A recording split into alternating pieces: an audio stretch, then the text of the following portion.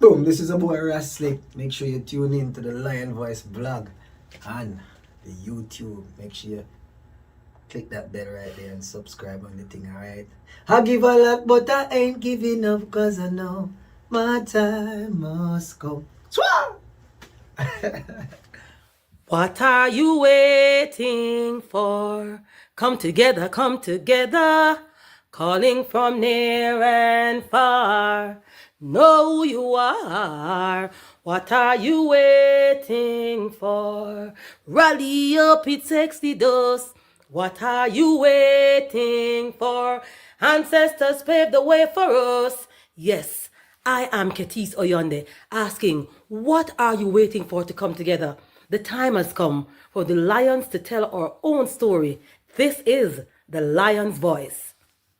Yeah, man. Greetings, Rastafari, Haile Emperor the King Selassie, the first, the perfect balance Empress Menin. This is first man for Rastafari Indigenous Village, recognizing, accepting, promoting Lion Voice. Yes, the voice of Rastafari, speaking about Rastafari, educating Rastafari, preserving, protecting Rastafari. Give thanks. Aye, Rastafari, mighty. The fittest of the fittest shall survive. My people, open your eyes. Wake up. Blessed love, this is Queen Omega, representing for all lions and lionesses. With the lion's voice, we come to tell our story. Rastafari, live it. Hey, the lion's voice, Rastafari. Yes, job people, this is Michael Shemai representing. I will say, Haile Lion Voice, saying it is time for the lions and the lionesses to tell their own story. King David killed Goliath with a stone, we original dread. I will never stop, hail the Most High, and I will never stop, call Rastafari. Blessed love, this is Kushite representing for the Lion's Voice. We are here to tell our own story, Rastafari. Blessed love, this is Rashala representing for the Lion's Voice, saying, yeah man, keep it locked right there, sir. On to Zion we go. Lion Voice don't move slow, no. Rastafari rules and reigns, and we're going where the blessings flow. Keep it locked right there, sir. Saying, Rashala said that. Lion's Voice. Amina, the time has come for the lioness to tell our own story. No surrender, no retreat, we are Jaja soldier. Rougher than the streets, tougher than a boulder. Bigging up Lion's Voice. Now put it, I Jollifer said that.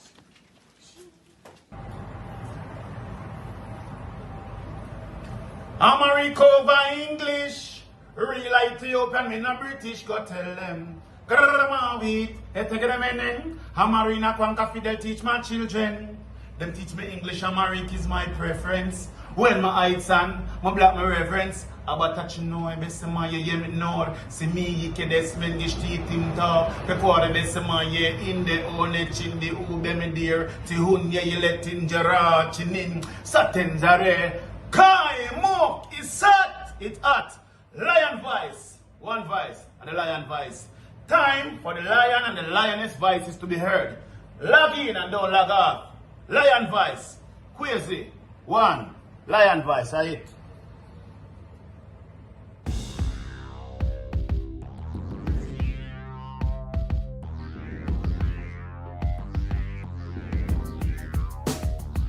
Well, Lion Voice, tell them that's the people first choice. Lion Voice, make the lioness them feel nice. Lion Voice, with the lion cubs we sacrifice. Lion Voice, got to show the people them the life. Lion Voice.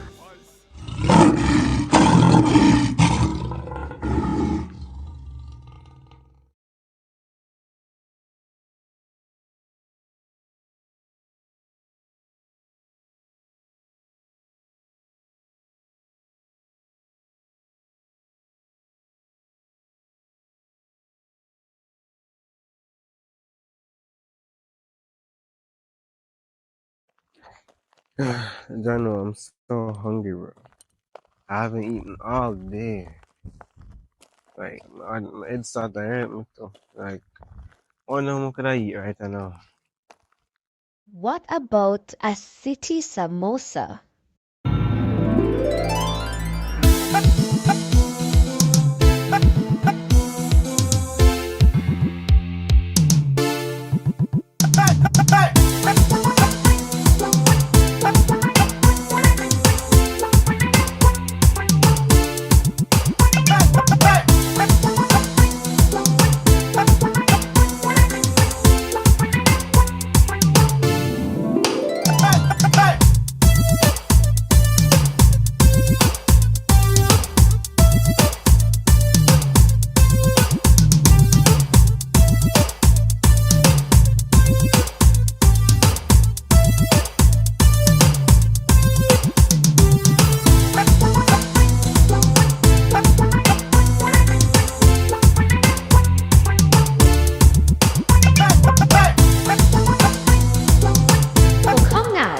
Get your samosa, a fusion of Indian, Jamaican, and African culture. City samosas, the best samosas in the city. The biggest reggae cultural event, Rebel Salute, is finally coming to the United States. Rebel Salute 2025, Sunday, September 28th. With live performances by Tony Rebel, Maxi Priest, Queen Africa, Mikey Spice, Louis Culture, Michael Rose, Chalice, Lux, Rebel Clan, and more Florida-based acts. Special dope plate showcase by Dynamic. Taking place at the Miramar Regional Park in Miramar, Florida. Doors open 2 p.m. to 10 p.m. Get your tickets now at RebelSaluteUSA.com.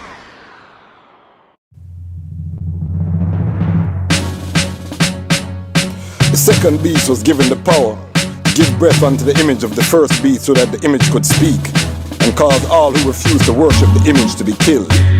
It also forced the people, great and small, rich and poor, free and slave, to receive the mark on their right hands and in their forehead.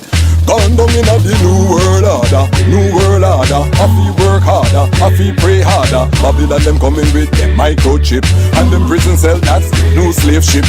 New world order, new world order. I feel work harder, I feel pray harder. Babylon them coming with them microchip, and them video game, that's new matrix. It's a new world order. Them start bleaching, diverse doctrine, them start preaching. The angels for the stars they reaching, they're falling, never hear the lion calling.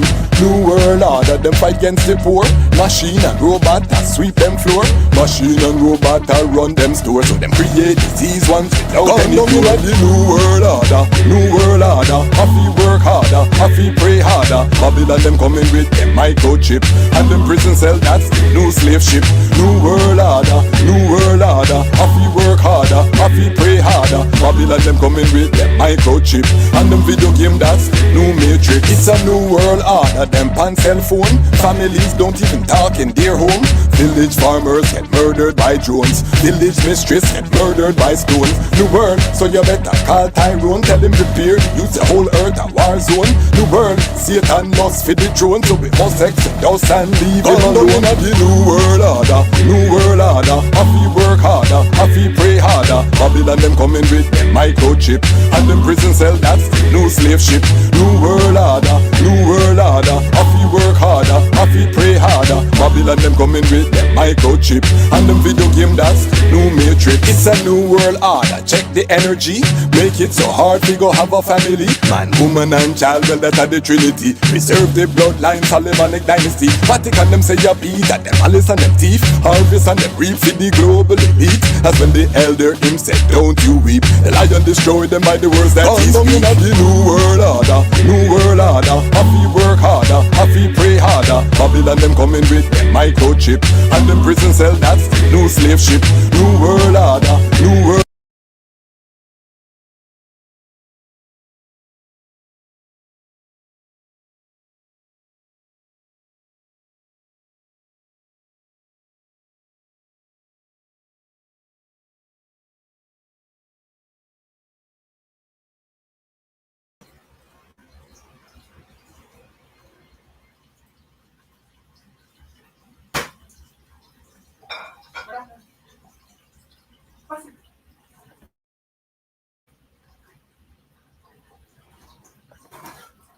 Greetings in that divine name of His Imperial Majesty, Emperor Haile Selassie I.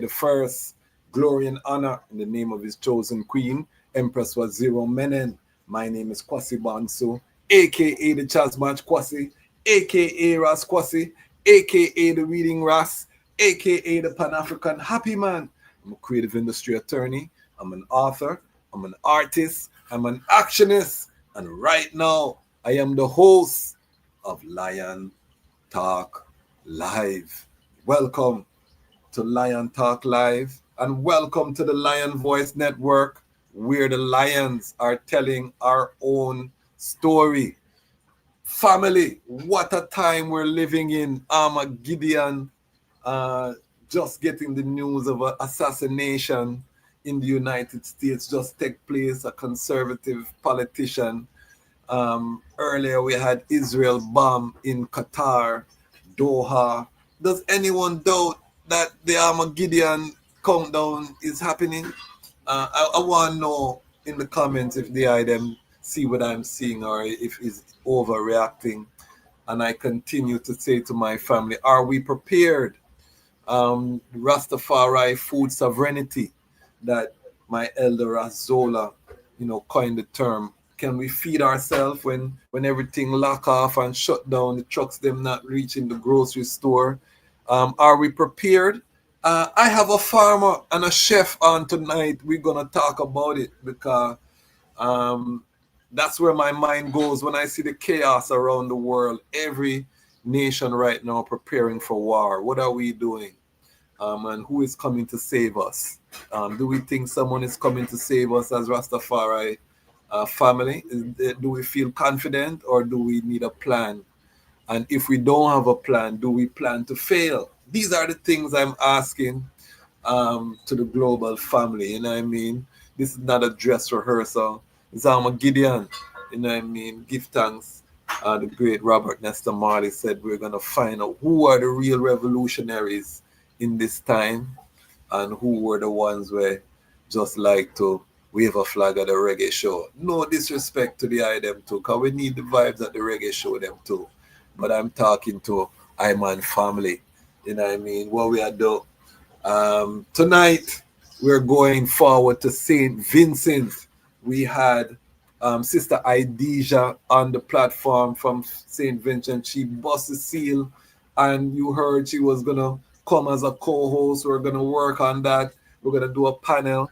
But I don't know if the item know her yet. Once I meet a one and we start work, the work is immediate. So she said, this is an elder that I need to reason with. And we executed it right away. You know what I mean? Because I want to also just note that right now I man come forward to the family with a little sadness. Because in Jamaica, we lost one of our elders, Alan Skill Cole, you know what I mean, who was, famously known to be a brethren of Bob Marley. And why addition to the fact that he's a legendary footballer from Jamaica, good friend of Bob Marley, whole heap of history. Put that aside, you know what I mean? I was actually reasoning with the elder to come on this platform, and we were in the midst of scheduling a reasoning through Jerry Small made the connection for I. So behind the scenes, and I've been reaching out to the ancient and can't get through, and then I get this message. So overstanding why potentially I wasn't getting through, you know what I mean? But it just reaffirms the urgency of the moment right now, and why we ask the family to support the platform, because we want to go and document these elders, you know what I mean? We're losing archives every day, you know what I mean? Ones are passing from the physical realm. We want to go, I want to at least once a month go to one of these islands and just seat up with the ones them, because it's a passing of the torch that's happening. Many of these Asians have interviews that they've done over the year, but they're scattered, having Lion Voice Network, you have it in one place, it's on YouTube, it's accessible to the public, anybody can reach it. I think it's an important legacy and an important work. So big up to everyone who has been supporting the platform. We are over 53,000 strong in the Lion Pride. And if you subscribe, you're part of the Lion Pride. I want to just big up all of the global family that's been sharing the platform, word of mouth. I've been getting calls every day, emails, ones want to come on the platform. So I give thanks for the response globally. However, what I'm saying to the family is that we need to fund this platform so we can take it to another level, you know. And big up to the ones who see the vision. We're at 44 members in the Patreon monthly subscribers. We need 6 more, and then we're going to start our grant Lion Voice Network grant program. Every month we're going to give a micro grant to someone doing works within the Rastafari community, and we're going to out-of-view them same way. So them get a financial strength, and we out-of-view, and we're going to vote in the Patreon. So if you want to be a part of some light minds dealing with the works, come and join the Patreon. Make we get serious. My vision, I said it. If we have 50,000 people, give $10. That's $500,000. We can do that every Wednesday, family, if we're serious. You know what I mean? Drop that capital and start build some institutions. Prepare ourselves with what's coming on the earth, this Armageddon. We can do it, but we have to take action. You know what I mean? If we do what we've been doing, that is going to get the result that we've been getting. So just want to leave that with the item that the time has come. You know what I mean? And Iman is here. We are getting ready to celebrate 3-year anniversary of the platform. October 4th, the first episode of the Lion Voice went up 1920. No, what was it? 2000, sorry, and 22. 2022, the first episode, 3 years, 53, huh? So, you know what I mean? It was really a blessing. And then, so October, we're going to be celebrating on the platform. The whole month of October, we're going to go forward to some of those early episodes. I'm going to be traveling, and for security reasons, I won't be posting for the month of October, but if, you know, I'll post in the Patreon, so, you know, the inner circle will know what I want. I will share some things in the Patreon, but on the main channel, we're going to just be celebrating for the whole month of October. So make sure you support the platform. We're going to go through the first episode is going to drop. We're going to return. Some of them things that make me feel away because, you know, you're early and it wasn't so great. But I want to just share it as a testimony for the ones them who you're afraid, you have something in your heart to start, but you're afraid how you might look. You know, this thing is not perfect. Whole heap of mistakes. If you look back forward to the episodes, whole heap of mistake, all kind of thing. But the important thing why we reach where we reach is that we were consistent. Consistency beats perfection every day of the week, family. Gideon, when you're going to wait to start your passion, to pursue your purpose, to be the instrument that the Almighty asks the eye to be? When are you going to start? You have this idea from 19 how long, and you just go work, go home, you burn your spliff, you burn your chalice, you drop asleep, you go work, go home, you deal with the youth. When are you going to pursue the passion and the purpose? Now is the time, family. Little by little, every Mickle make a Muckle. I had a vision, and I can say that August was the best month financially for the ecosystem, across the ecosystem, because the item support. We're still small, you know. Me not say it's like anything, but me just assure the item that the thing is building and we can see it working now. And we're just very thankful. Big up to Ras Roots. Ras Roots is our patron of the month. We're working on the newsletter. It's going to be coming out shortly. The brethren has been given whole heap of strength. You know what I mean? Big up yourself, Ras Roots, all the Kentucky Lion Pride family, all of the ones them. But every month we select different ones who, you know, it's not easy doing this work. I still have a full-time job, and, you know what I mean, we still do the work to bring and build what we need to build, because we have to have a centralized media as Rastafari globally, you know what I mean? And since I didn't see anyone doing that work, I said I have to do that work, you know what I mean? Because I have the network and I have the skill set, you know what I mean, So I had to make a strategic pivot, and there. So before we bring forward the guests, we are also looking at the there's hold on 1 second here. This is a boy wrestling. I want to share something. Remove this. Hold on 1 second before. Hold on there. You see the guests there. Okay, I want to share this eye thread. Hold on 1 second. I'm going to bring forward our guest shortly. So he made a celebrity appearance. You saw that. This is the Honorable Priest Isaac. I got this fresh. He's in Ethiopia at the African Union CARICOM Summit.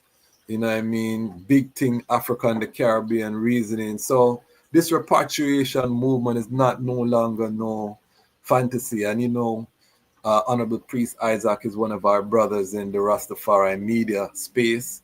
Big up Ija Star, big up Muta Baruka. I and Muta Baruka gonna be doing some collaboration. Big up all of the Rastafari TV, all of the ones them in Rastafari media. We're coming together behind the scenes, and you know what I mean, little by little, you know what I mean, and we're gonna be coordinating the movement. So I just wanted to big up the Ras here, make everybody see say he did plan the trip, he did make it to Ethiopia, and we have more. We'll make sure that we request he come on the platform to give us a full report when he come forward. And then now, I want to just share this with the family before we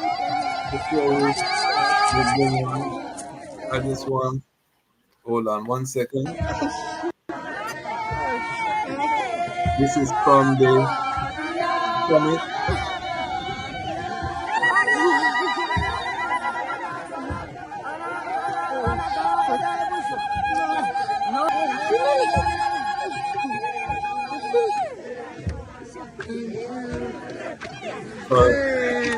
Ethiopian traditional vibe.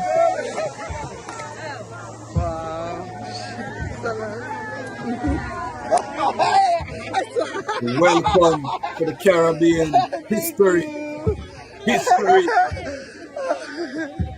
Salam, history.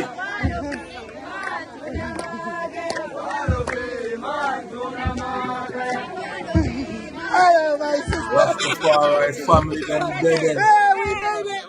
Rastafari dip on spot.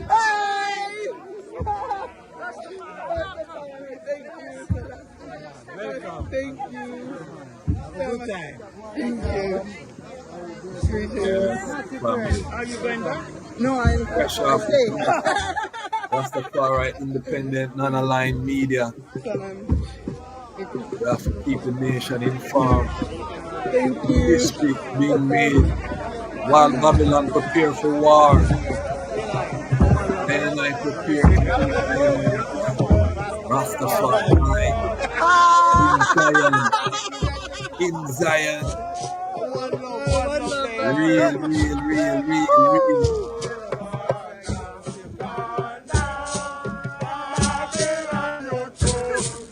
Anybody who know I know we couldn't make the Ethiopian do them tradition, and we have marks and we do nice stuff. That now go happen.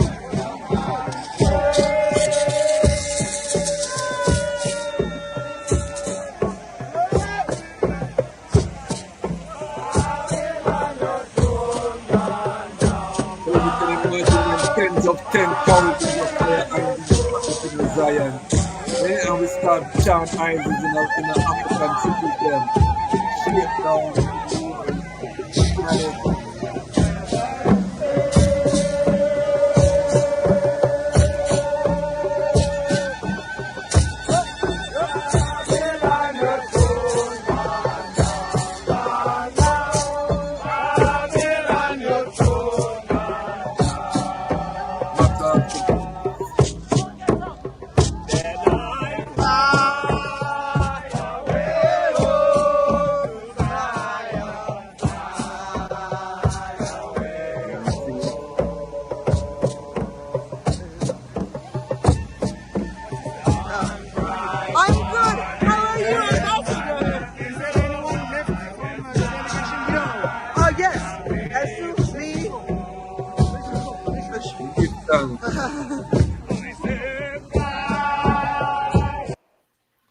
Give thanks, give thanks. I just play that because I don't want no one in the West feel like when these gatherings are happening, Rastafari is not there.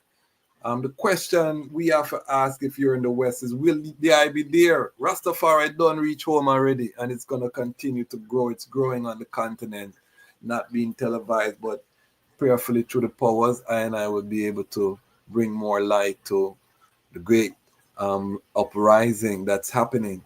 But I just want the item to overstand. Don't buy into this narrative that nothing not go on. We see a lot of weariness in the West in some of our houses and mansions and ones like them.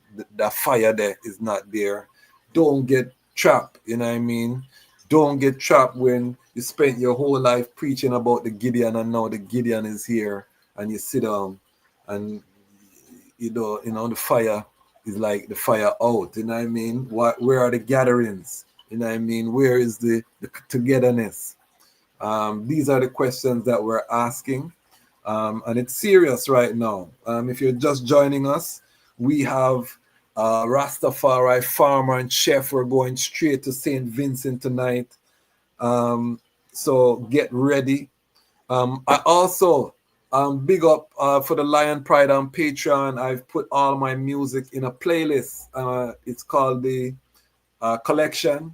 You can just click on the collection. I've been getting some good response. I've been uploading, if you hear the music at the end of the episodes. And, I put in some of my unreleased music. I have it sit on hard drive, put it out as soundtrack.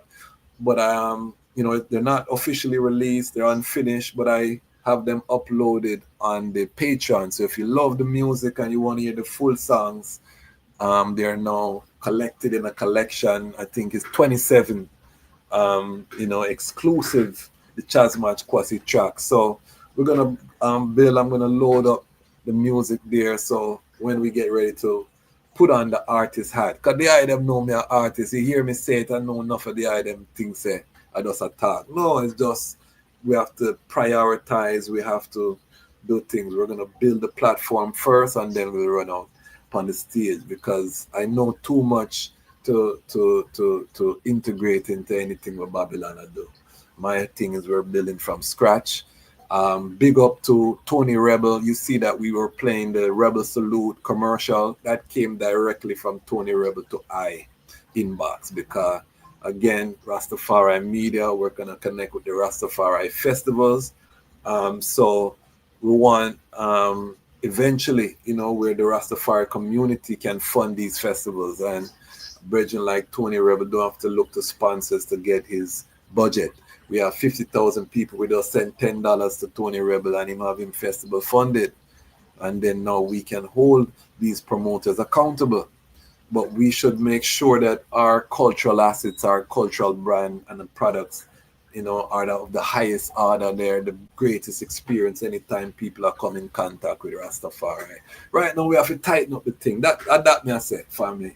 And we are at the tip of the spear here at the Lion Voice Network. So if you want to join that, if you love the vision and you love what you're seeing, tomorrow we're dropping our episode with our Ethiopian author, Makonnen Ketema, the son of Ketema Yefuru, the foreign minister under His Majesty that was responsible for the formation of the OAU. We have his son. This is one of my favorite episodes. So check it out on Lion Talk. It's dropping tomorrow. Ethiopian New Year. New Year, new beginning. That's the phrase. So you don't know. We went a little long today in the housekeeping, but a lot is happening, family. So I'm a Gideon.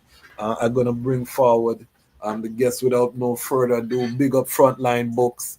Big up Ramia King Design.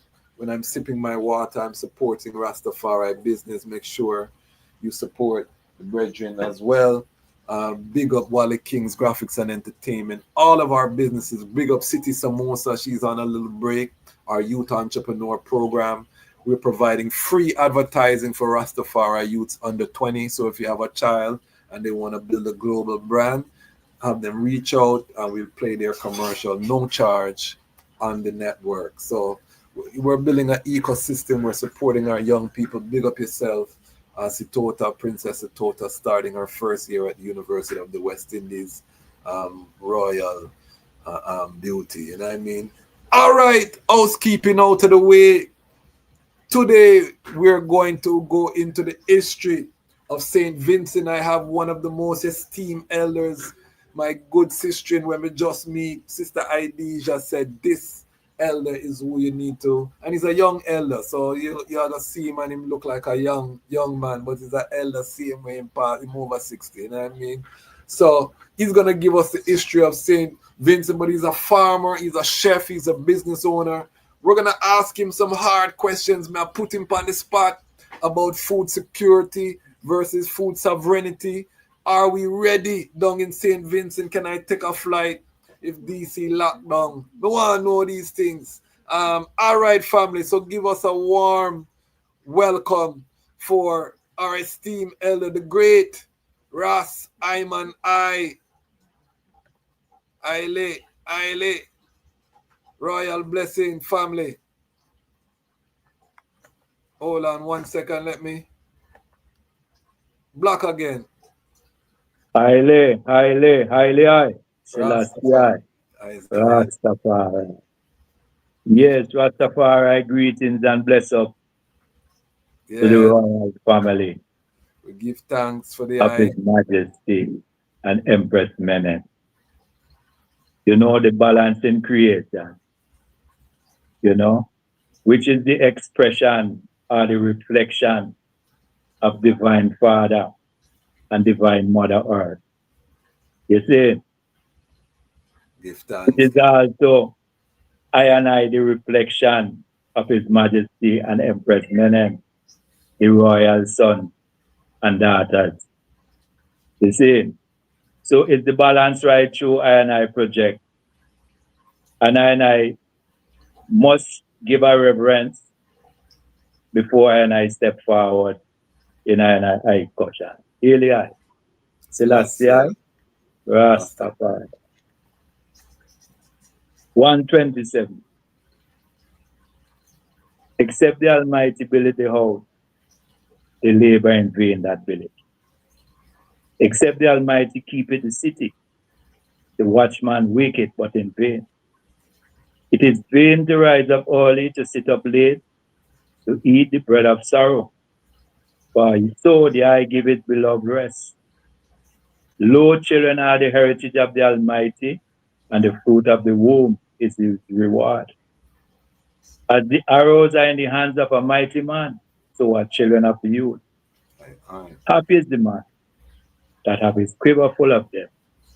He shall not be ashamed, but he shall speak with all the adversaries in the gates. Blessed be the most wise, omnipotent, immortal, visible and invisible, Haile, Selassie, Rastafari, and the balance Empress Menen. So give thanks, family. Give thanks to be here. And the platform, the Lion Voice, the Lion Talk. Give thanks for, healing I Man. And I Man must give thanks, for all the ancestors who has chat before, and who has paved the way for I and I, that I and I could be here, fanning the fire safely, keeping the fire burning. In the order, in the liberty of Rastafari, to the order of the Divine, I have been the order. Haile, Selassie. Give thanks, family. Rastafari, give thanks. So we already know what type of episode it's going to be tonight. Get your ital snacks, get your meditation together. We're going up into the high region, high frequency. We have a tradition here, my elder, on the Lion Talk show. We ask guests to step into the Lion Talk time machine and to take us to the moment of the eye birth, take us to where the eye was born, what was happening, what was it like, and the eye journey to the knowledge of Rastafari. Give thanks. Yes, I managed a 63 birth. Haile. The 8th of September. Okay. And I was born to a king, Cyprian Hippolyte, and a queen, Olive Hippolyte. All right. You know? And in 1963, I come to the knowledge as I grow that the Organization of African Unity and these great things in the African-centered world was actually taking place, had already taken place, you know, and is within that realm that I see myself coming forward in this dimension on the planet Earth. Okay. You check? So it is significant when I look on it, the ones them who come forward in the 60s, because great things manifest. Yeah, man, it was a power. Power Iowa in the 60s when I come forward. But coming forward in these times, you know, within the state of amnesia, not remembering actually who I am. You know, it takes I a distant journey to come to the knowledge and the remembrance of who I really are. Okay. So I must give thanks to Rastafari and the mission. But coming up from that Iowa, yes, in the 60s, coming up as a youth, a youth man. Where in St. Vincent was I born? Yeah, well, my family was stationed in a place called Stony Ground. Okay. You know, I born in the General Hospital, which was not far from that location. All right. And it's a place named Stony Grounds. I grew up there up to the age of 10, then moved to another area called Edinburgh, up at the Fort Charlotte. There's a fort that the British built in that era. From 10 years old, I started growing up. Okay. And the irony at that fort, right? You know, when you build a fort, normally it's to protect you from invaders coming from in the waters. Yes, yes. But this fort, all the cannons was pointed inland. Okay. So that's a strange thing. But it's not a mystery, it's just history. Yes, yes. Because I get to discover now that the forts were pointed inland because the resistance was coming from inland. Okay. From the brother called Joseph Chataway and his brother Duvalier. They resisted the French, the Spanish, and the British for a long, long time. Okay. Till up in 1779 is when the British actually get a little hold on the land. So we would look at the whole movement of slavery and the slave trade and the slave journey, and even when the abolition took place in 1834, 38. So you go see the short period of time of control that this land actually had. It's really a historic something. So is St. Vincent, you have a lot of mountains and where they were able to hide from the colonial powers. What's the land like? I know we went through this, but I want the eye perspective. Yes, mountainous. Okay. And we in this land we have one of the, if not the biggest volcano, but one of the biggest volcano named Ras Tafari. You know? And you hear that word Tafari, Ras Tafari. So you know it's a French. Yes. A French related language song, you know? Okay. Yeah, and it's real mountains. The majority of this land is mountainous. It's just on the fringes of the land. You find the towns and the cities and so forth, you know? But it's real mountains. Do we know when the majority of Africans that were taken to St. Vincent, what countries they came from. Like, you know, we know Jamaica was Ghana and Nigeria, for example, although we had Congo, other countries. Do we know where the Africans that were taken to St. Vincent were taken from? You see, well, this is the thing about this rock. Well, Okay. you know, more time we address the land as St. Vincent. Yes. But the indigenous name of the land is Yorome. Okay. St. Vincent is actually the cooperation name of this land, Okay. right? In which the enslavement took a different twist. So it was not chattel slavery again. It was economic slavery and Okay. servitude. Yes. So that's where the name St. Vincent come from, Okay. right? But the Africans who were in this land were here before slavery. Okay. And according to the knowledge and the information that I received, is that is Mali, which Okay. you know is within Mali and Shanghai, which is Yeah. the breakdown of Ghana. Okay. Were those the expedition sent out by Mansa Musa? I'm not sure. I cannot say Okay. Okay. definitely. Yes, But but the Africans who were here are from and were from Mali. And okay.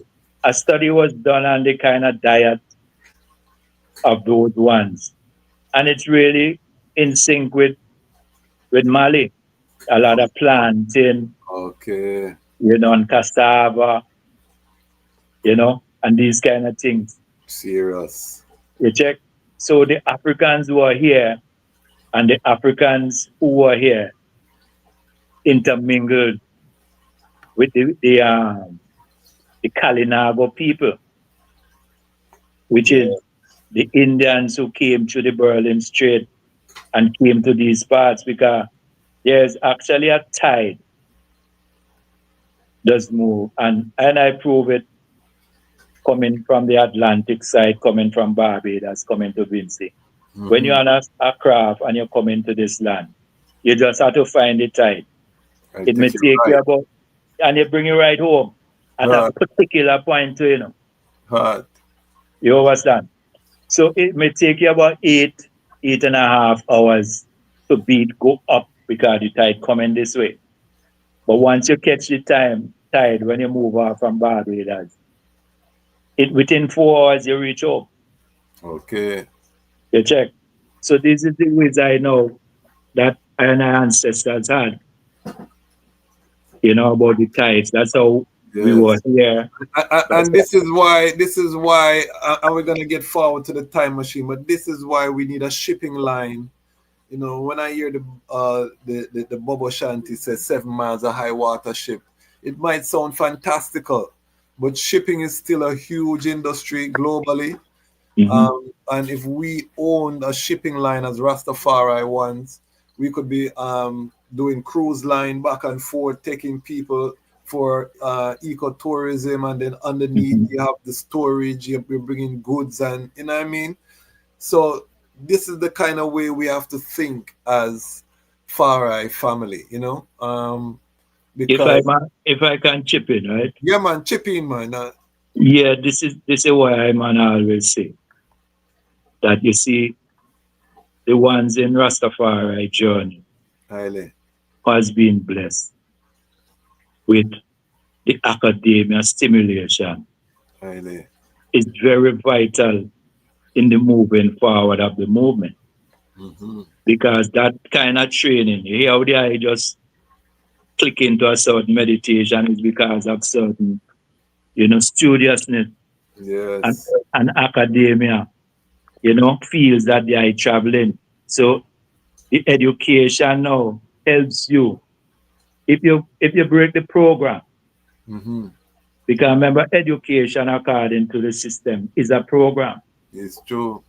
But you can break that program and use that kind of stimulation in the interest of the liberation. It's just like scriptural administration can be used as an enslavement. It's true. and enslave your mind. But it True. can also be used to help to liberate your mind. So I'm saying that to say that it's these kind of potentials that we really full courage in the family. It is a must. So did I grow up in a Rastafari family as a youth? No. Okay, give us that history. What was it like growing up? Was it countryside, city life? Country and city, because my mommy is a country woman. Okay. You know, and my mommy come from the highest village in the land, a place called Rosa. Okay. It is a village that is at the highest level above the sea. We'd have said the wissy up. Yeah, I'm telling you. And everyone up in the things change, you know, because you see how the world being infiltrated through the colonial mindset and thing. But in the time growing up amongst that community, everybody was nanny and cousin and uncle and, you know, that kind of reverence. Yes, yes. You know, it was that kind of community. And then my old man came from Grenada. Okay. In the 1940s and came to this land, you know me, and settled down here and, you know, link up with my mama and they got married in 1947. That's in the time machine, you got forward in the time there. No, that is why we're here. That is why we're here. This is the platform, you know. We're not in a rush. We're not Russian. We're Ethiopian, you know. We're bubbling the sip, family. We're bubbling the sip. The sip so nice. Ras Roots said $2. Welcome, Honorable Elder I Man I. You know what I mean? Lion Pride, love it, love the vibes. And them can give your attribution like Ras Roots to the super chats too. I don't know how it works, but Ras Roots can maybe put how you do that, Ras Roots, as we continue. But continue about the country life, because you're a farmer, you know. So we want to know, where did the love of the earth come from? Yeah, well, as a youth, right? Well, I actually spend most of my time in the town. Okay. Going to school. Yes. As I tell you earlier, in the place called Stony Ground. Yes. Inner city, working class, what would you describe it? My daddy was an insurance man. Okay. He's selling insurance. You know, and my mommy was a stay-at-home mom, you know. Okay, give thanks. Yeah, so we had that terrible divine connection with mama. You know? And I would give the family a little humor, right? Yes. Because I don't like to reason seriousness without saying a little humor, because love it. You know, I grew up in a family of 8. Yes. 8 and I am the last one. I'm number 8 in the family. You know, and I grew up knowing sometimes when you hear certain clothing get too small for my bigger brother and them, they pass down to I man. You know that kind of way? Yes, sir. It's a joy because it's family, you know? Yes, sir. It's Hanai down, you know. They say Hanai down, but we say Hanai down, you know? Haile. Yeah, you know. So, yeah, growing up with, you know, 7 siblings. First one was a female. Then we had my mom and dad had 3 sons. Okay. After that, and then another female, and then 3 sons again. And the beauty about it again is that the 3rd son in the 3 sons are Rastafari. Haile. You know, yeah.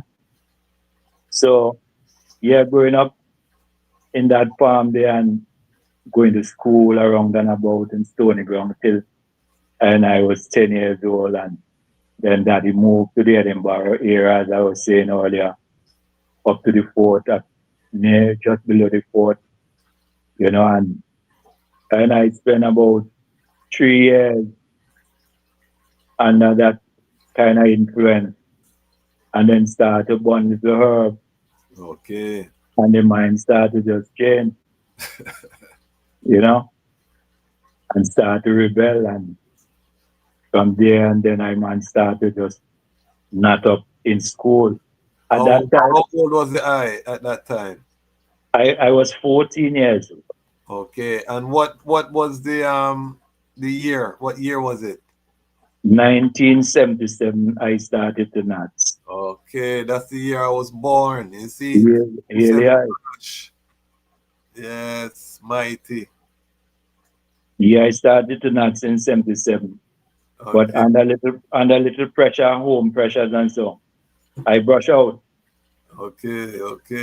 You know, you brush out. Yes. Because the Nazi them start to get looking dreadful and so. And then I used to use a technique in which every night I used to wet my hand. Wet my hand and just pull it over my hair. And then put on a hat.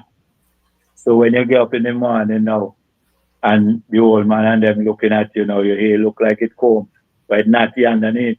Okay. You know, yeah, so that by the age of 14, and I was going then. So what is called the boys' grammar school, which was like one of the prestigious schools. Okay. You know, in the island, they had the boys' grammar school and they had the girls' high school. They were very close. And I entered the boys' grammar school at the age of 10 plus. Okay. And I did the what they call the entrance the year before, because the school I went to was a school called Petersville. Okay. And Mother Peters was a very sharp educator, I'm telling you, you know. And she ensured that we did things like writing, penmanship, comprehension, okay, and dictation and these kind of things, which I realize the children these days don't get these kind of things. No. And that is very detrimental to the shaping of the children's mind, why you see the youth and them just react a certain way, because I learned on the journey, right? Yes. That when you're going to cast a spell, you know what you just do? You write it. Yes. Because it stimulates a certain writing that stimulates a certain part of your heaven. Truly. Manifestation. It's making a thought manifest. Exactly. In written word. Yes. That's like also the basis of copyright law, you know. Highly. When you do copyright, as soon as you fix it in a tangible form, the idea, it becomes protectable, you know. So that is the whole basis, and that is, people have to know when you talk about intellectual property. So you take the thought and you write it down, it's protected, and that's mostly around the entire world. But continue. Yeah, so, you know, yeah, I did the common entrance the year before, because Miss Peter saw the potential in I man. Haile. And I passed with flying colors. Give thanks. But they said I was too young to go into secondary school. So I did over a year. And the following year I passed and I went to grammar school. And I spent about 5 years there. At the age of, when I entered forward into fifth form in the secondary school, it was the same 8th of September, school opened. I turned 15. Okay. And we have to say that you just celebrate the Earth Strong, so we have to wish the a belated Earth Strong If you're watching live, just put Earth Strong blessing the brethren. Earth Strong was on the 8th of September, which was 2 days ago, right? I did. I did. So we have to wish the happy Earth Strong. Lion Pride, let us know where you're watching from and wish the brethren a happy Earth Strong. This is a global platform. I want the eye feel the love. Because we love the eye, you know, we love the eye, the global family. But what kind of music were you listening to with all this knot up? I know some heavy reggae music was coming out of Jamaica them time. What was the soundtrack of this uprising? One of my bigger brothers at them in them span they give I man a catch a fire LP. So you know what's going on in there. Yes. So we done born in the grade and we into that kind of cultural meditation, you know? Yes. But within that time and now going forward into school, the headmaster and them decide, well, and that's 1978 I tell you about. Okay. The headmaster call I man to the office and tell I man, say, well, he noticed I want to be a Rasta. But they had no Rasta in St. Vincent. If I want to be a Rasta, I must go Jamaica. Because you only Jamaica Rasta there. So he give I man an ultimatum that I either go and trim my hair or go in my class and take up my books. So I took the second one. And I go in the class and take up my books and move out the school. When I move out the school and I get a yard now by my parents now, my old man was very disturbed to see that at that young age, I was so determined to be who I am. And he tried man out. Hot. Yeah. How old was the eye? 15 years old. Okay. Were there a lot of Rasses in St. Vincent at that time? Was it a common sight to see a far eye in them time there? There were a few Rasses. Okay. Some real ancient junglist, witty Rasta. And them is the Rasta man, them, Ital, Iowa. You know? I must say up to present, yes, I still maintain not even drinking water from the tap. You're being You was from as an ancient standard. Yes. In Mother Earth liberty, natural living. We're gonna talk about it. And that is the liberty that I come and meet the elders and them. Call some name, make the history yeah, ancestors. Brethren like Irasto. Haile. Brethren like Banya. Banya don't give up the flesh. Brethren like Raskoots. Hard. Brethren like Zion. Hard. You know what I mean? Brethren like Benjamin. You know? I met brethren like Dadawa. You know, some ancient brethren, you know? And it was the title church. You know? This is where I hold fast from that time to the Ayabingi liberty. So the ones them were treading, those early elders were Ayabingi elders. Ayabingi. Okay. Not overstanding the Ayabingi order as I and I get to learn. Okay. Of the what they would call, you know, the churchical realm. Yes. That structure. But the liberty. Because it's a liberty, you know. Yes, sir. And it is a cultural liberty that His Majesty really called I and I to a restoration pertaining. The original man. Yeah, His Majesty bring forward that. The Irish, that's the Edenic Irish, you know, living in balance, perfect balance with nature. Haile. Earth become a paradise, you know what I mean, planting and reaping from the earth. You know what I mean? But describe what your concept of idol that you learned from these elders, because we want the global family to understand what they are talking about. Well, in those days, brethren, I was not using, not know you call steam. We were not, we had what we call goji. Goji is a ital knife.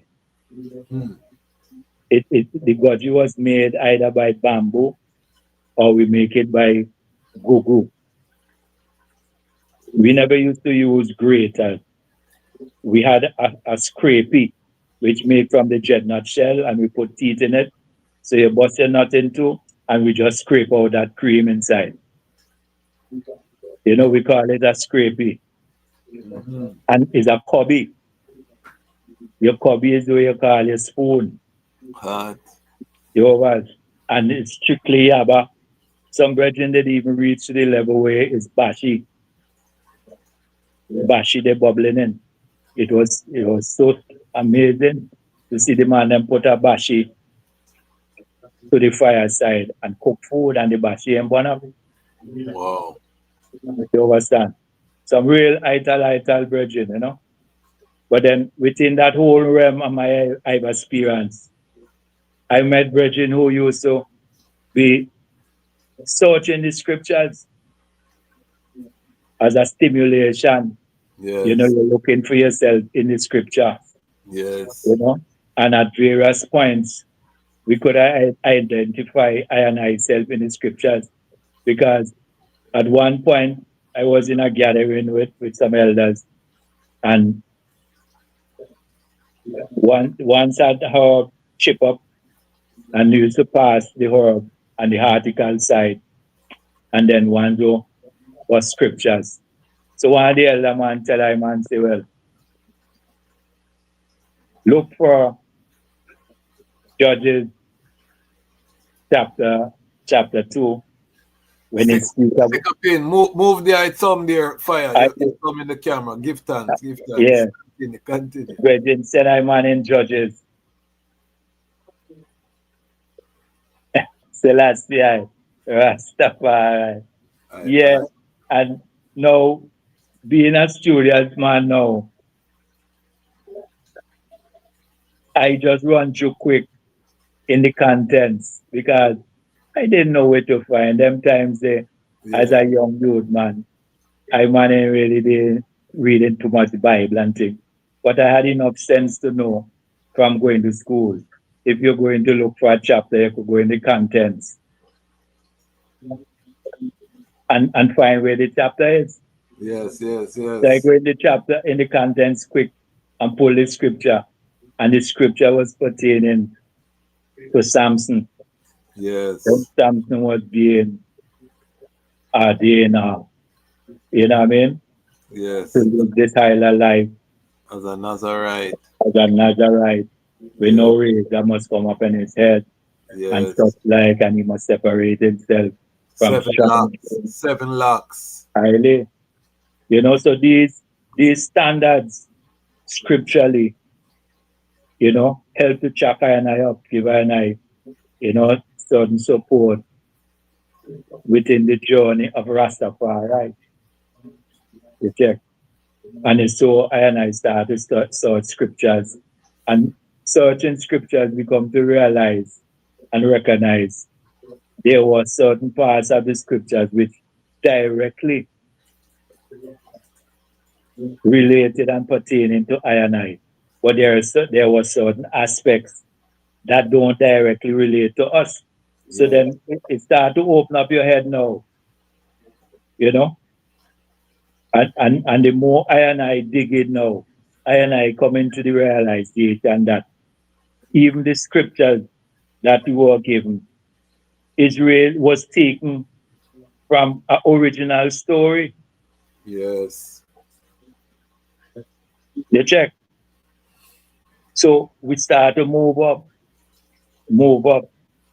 In 19, I don't know if I jump into fast, No, But we're reasoning, you know. in 1990, I came across some documents pertaining to etymology. Okay. That was a terrible Iowa in the whole family, pertaining to a lot of things. And in my discussion, I had a sister. She gave up the flesh now, who went to university and so forth. So I asked her if you ever come across a study known as etymology. Mm-hmm. And she said, yeah, she studied etymology because etymology is one of the studies that you have to do when you go to university, because you have to dig into the root and the root sources of words and the original meaning, So we do some serious studies on the etymology and the great I am and these kind of things. And it helped to shape I and I minds differently, that I and I stop addressing the divinity as Jah Mm-hmm. from 1990. Okay. And I say, well, I and I going direct to the source. Okay. And we hail in the divine Irit, Haile, Selassie the first. So it's from 1990 and I started to touch certain keys. Because, one of the realizations that I and I, as Rastafari sons and daughters, must come to is Yes. that the journey is not stagnant. No. It's an evolution always taking place, a higher height. And the patriot, one of the patriot, Bongo Watu Rasponaji, they say that to I and I. Yes, I. It's always a higher height and a deeper depth. Always. So the My deeper you go, one reason that I want to share with the eye, because I said just sometime, I came up in the time in the Bingals when there was a civil war between Jah and Haile Selassie. They I know what me at top. I know it. Man, the elders them I say Jah, and the man them I say fire, and the war in the heavens. I look at them thing as prophecy. There was a war in the heavens. I saw that, as a young Ras coming up. But one of the things that changed is an elder named Brother Jack. And Brother Jack give a testimony of when His Majesty came to Jamaica and he was there waiting on the roadside, and he said he went up and he was hailing His Majesty, and he said the soldiers had the bayonet, holding out, and the crowd was pressing him against the bayonet, and he said he hailed him, he said, "Hail Jah!" And him call out the 72 names, and him, he used to go through that every gathering, the Asian tell the same story, what I mean? This was like this moment where him stand up front of His Majesty and he hail him, and to I look at Jah as a title, is a title, and when I check it from the prophecy, even how it's written to what really happened in real life, they did hail him as Jah. You can't take that away from history, regardless of how one feel about Jah. When His Majesty came to Jamaica, they did hail him as Jah. That is a historical fact. And Jah was short for Jehovah, was short for the Almighty. So this was a historical fact. So I say, who am I to take the glory from Kadamari Haile Selassie I? Because you have many titles, Knight of the Garter. I'm not going to call him that, but in England, him take the title too. His glory. And this is the thing I want the family to know globally.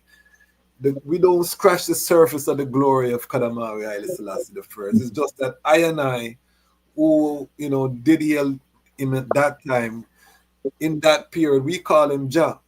So I don't mind that title. And now I know the power. If you're talking about the power of the sound, and as you say, the etymology and the root is Haile Selassie I. That is a seal that busts up every, every chain, everything right there. So, but I just wanted to put that out there, because I think it's important that we reason. I don't, because man still born Jah. I know only for my brethren born out Jah.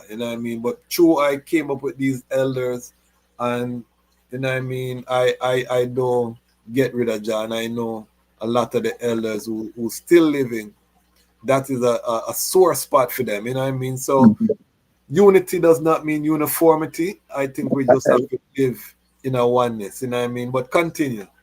Yes, I love that song because I always have a saying that I say, it's not what you say, it's how you say what you say. You check?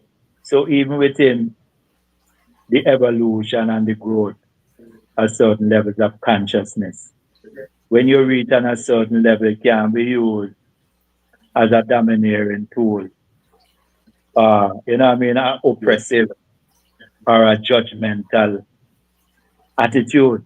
Yes, yes. You understand?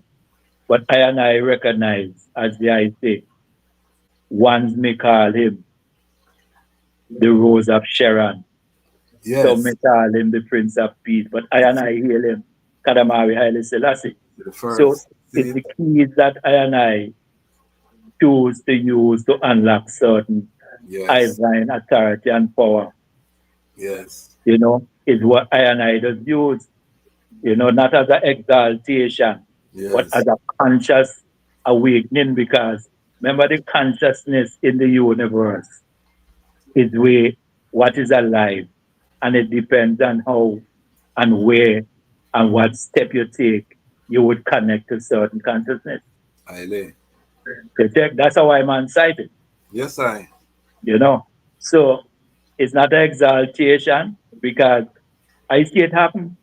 A man a reason and the man say ja, and the whole conversation get disrupted because man so firing, man burning ja. So you lose the essence. You have to be more, you know, in more tolerance and understanding of the life. And I think the wiser, the elder you get, is the more humility you're supposed to really develop. Because it's not an exaltation of self, but exaltation of the divinity. Truly. And as we move to Africa, that tolerance is so crucial because you have hundreds of tribes. You have a man that eat goat. You got burn out the man who eat goat and him and your neighbor. You know what I mean? You might walk out and he might kill a chicken. You know what I mean? And you know deal with that, but you still have to live good with your neighbors. You know where these things come from? Yes. In my view, it's religion, you know. Religion, true. Yeah, religion. Because when you observe religion come like like you hear Bob say, some are horse race, some are dog race, and this some are human race. Well, they have the religious race.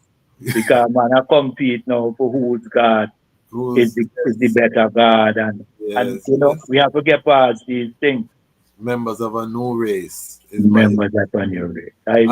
And the thing about it is, we all know the impact of Rastafari come through that love, you know what I mean? Yeah. And one trad monks you, he might live a certain way, you know, but through him see how you live upright, and he, you know, over time you see the brethren change, you know what I mean? He might not tear up and think just because of how, not because you burn him out, but just because him see how they live and how you treat him, you break your banana, you give him peace, you know what I mean, and him see how you live loving. So we have to get forward to that first love, you know what I mean? And this is why we don't support each other. Where is our school? Where is our health center, state-of-the-art health center? Where is our science lab where we're studying botany and all of the different plants, and we're bottling our herbal remedy? You know what I mean? The reason we don't have these things is because we forgot our first love, which is Kadamawi, Haile Selassie. You see what I'm saying? So speaking on that, what was that moment when you accepted the divinity, and how does the eyesight, the divinity of His Imperial Majesty? I would tell the family,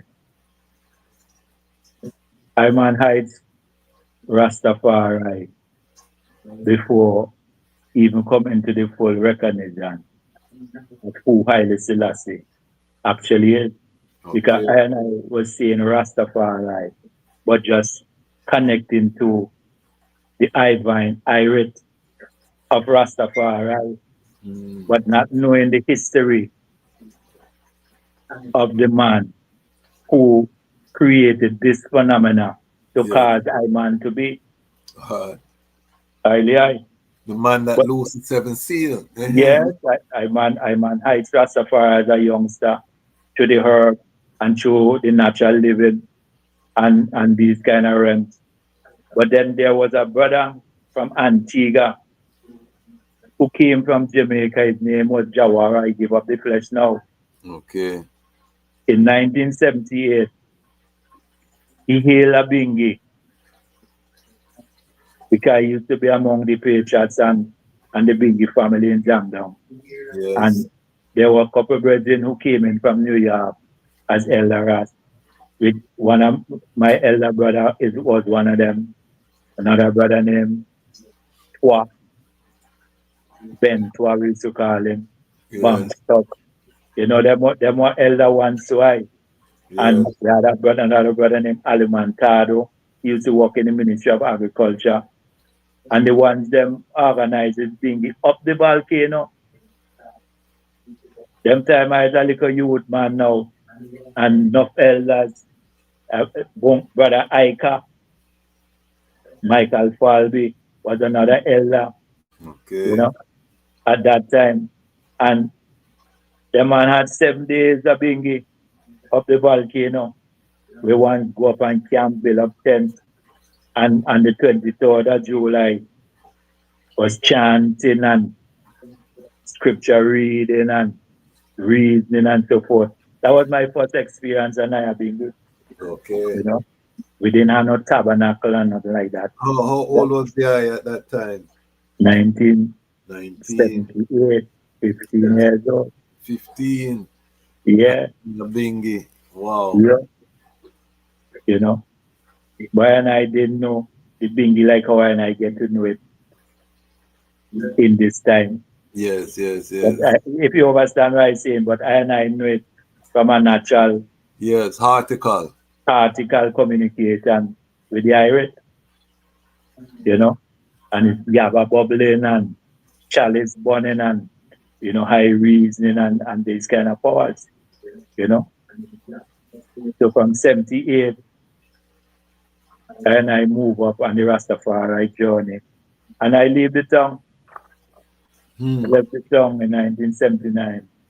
Okay. And go forward in my mommy community in Rosal. So my mommy and them had some lands over there. Okay. And 3 other brethren and myself, we go forward there.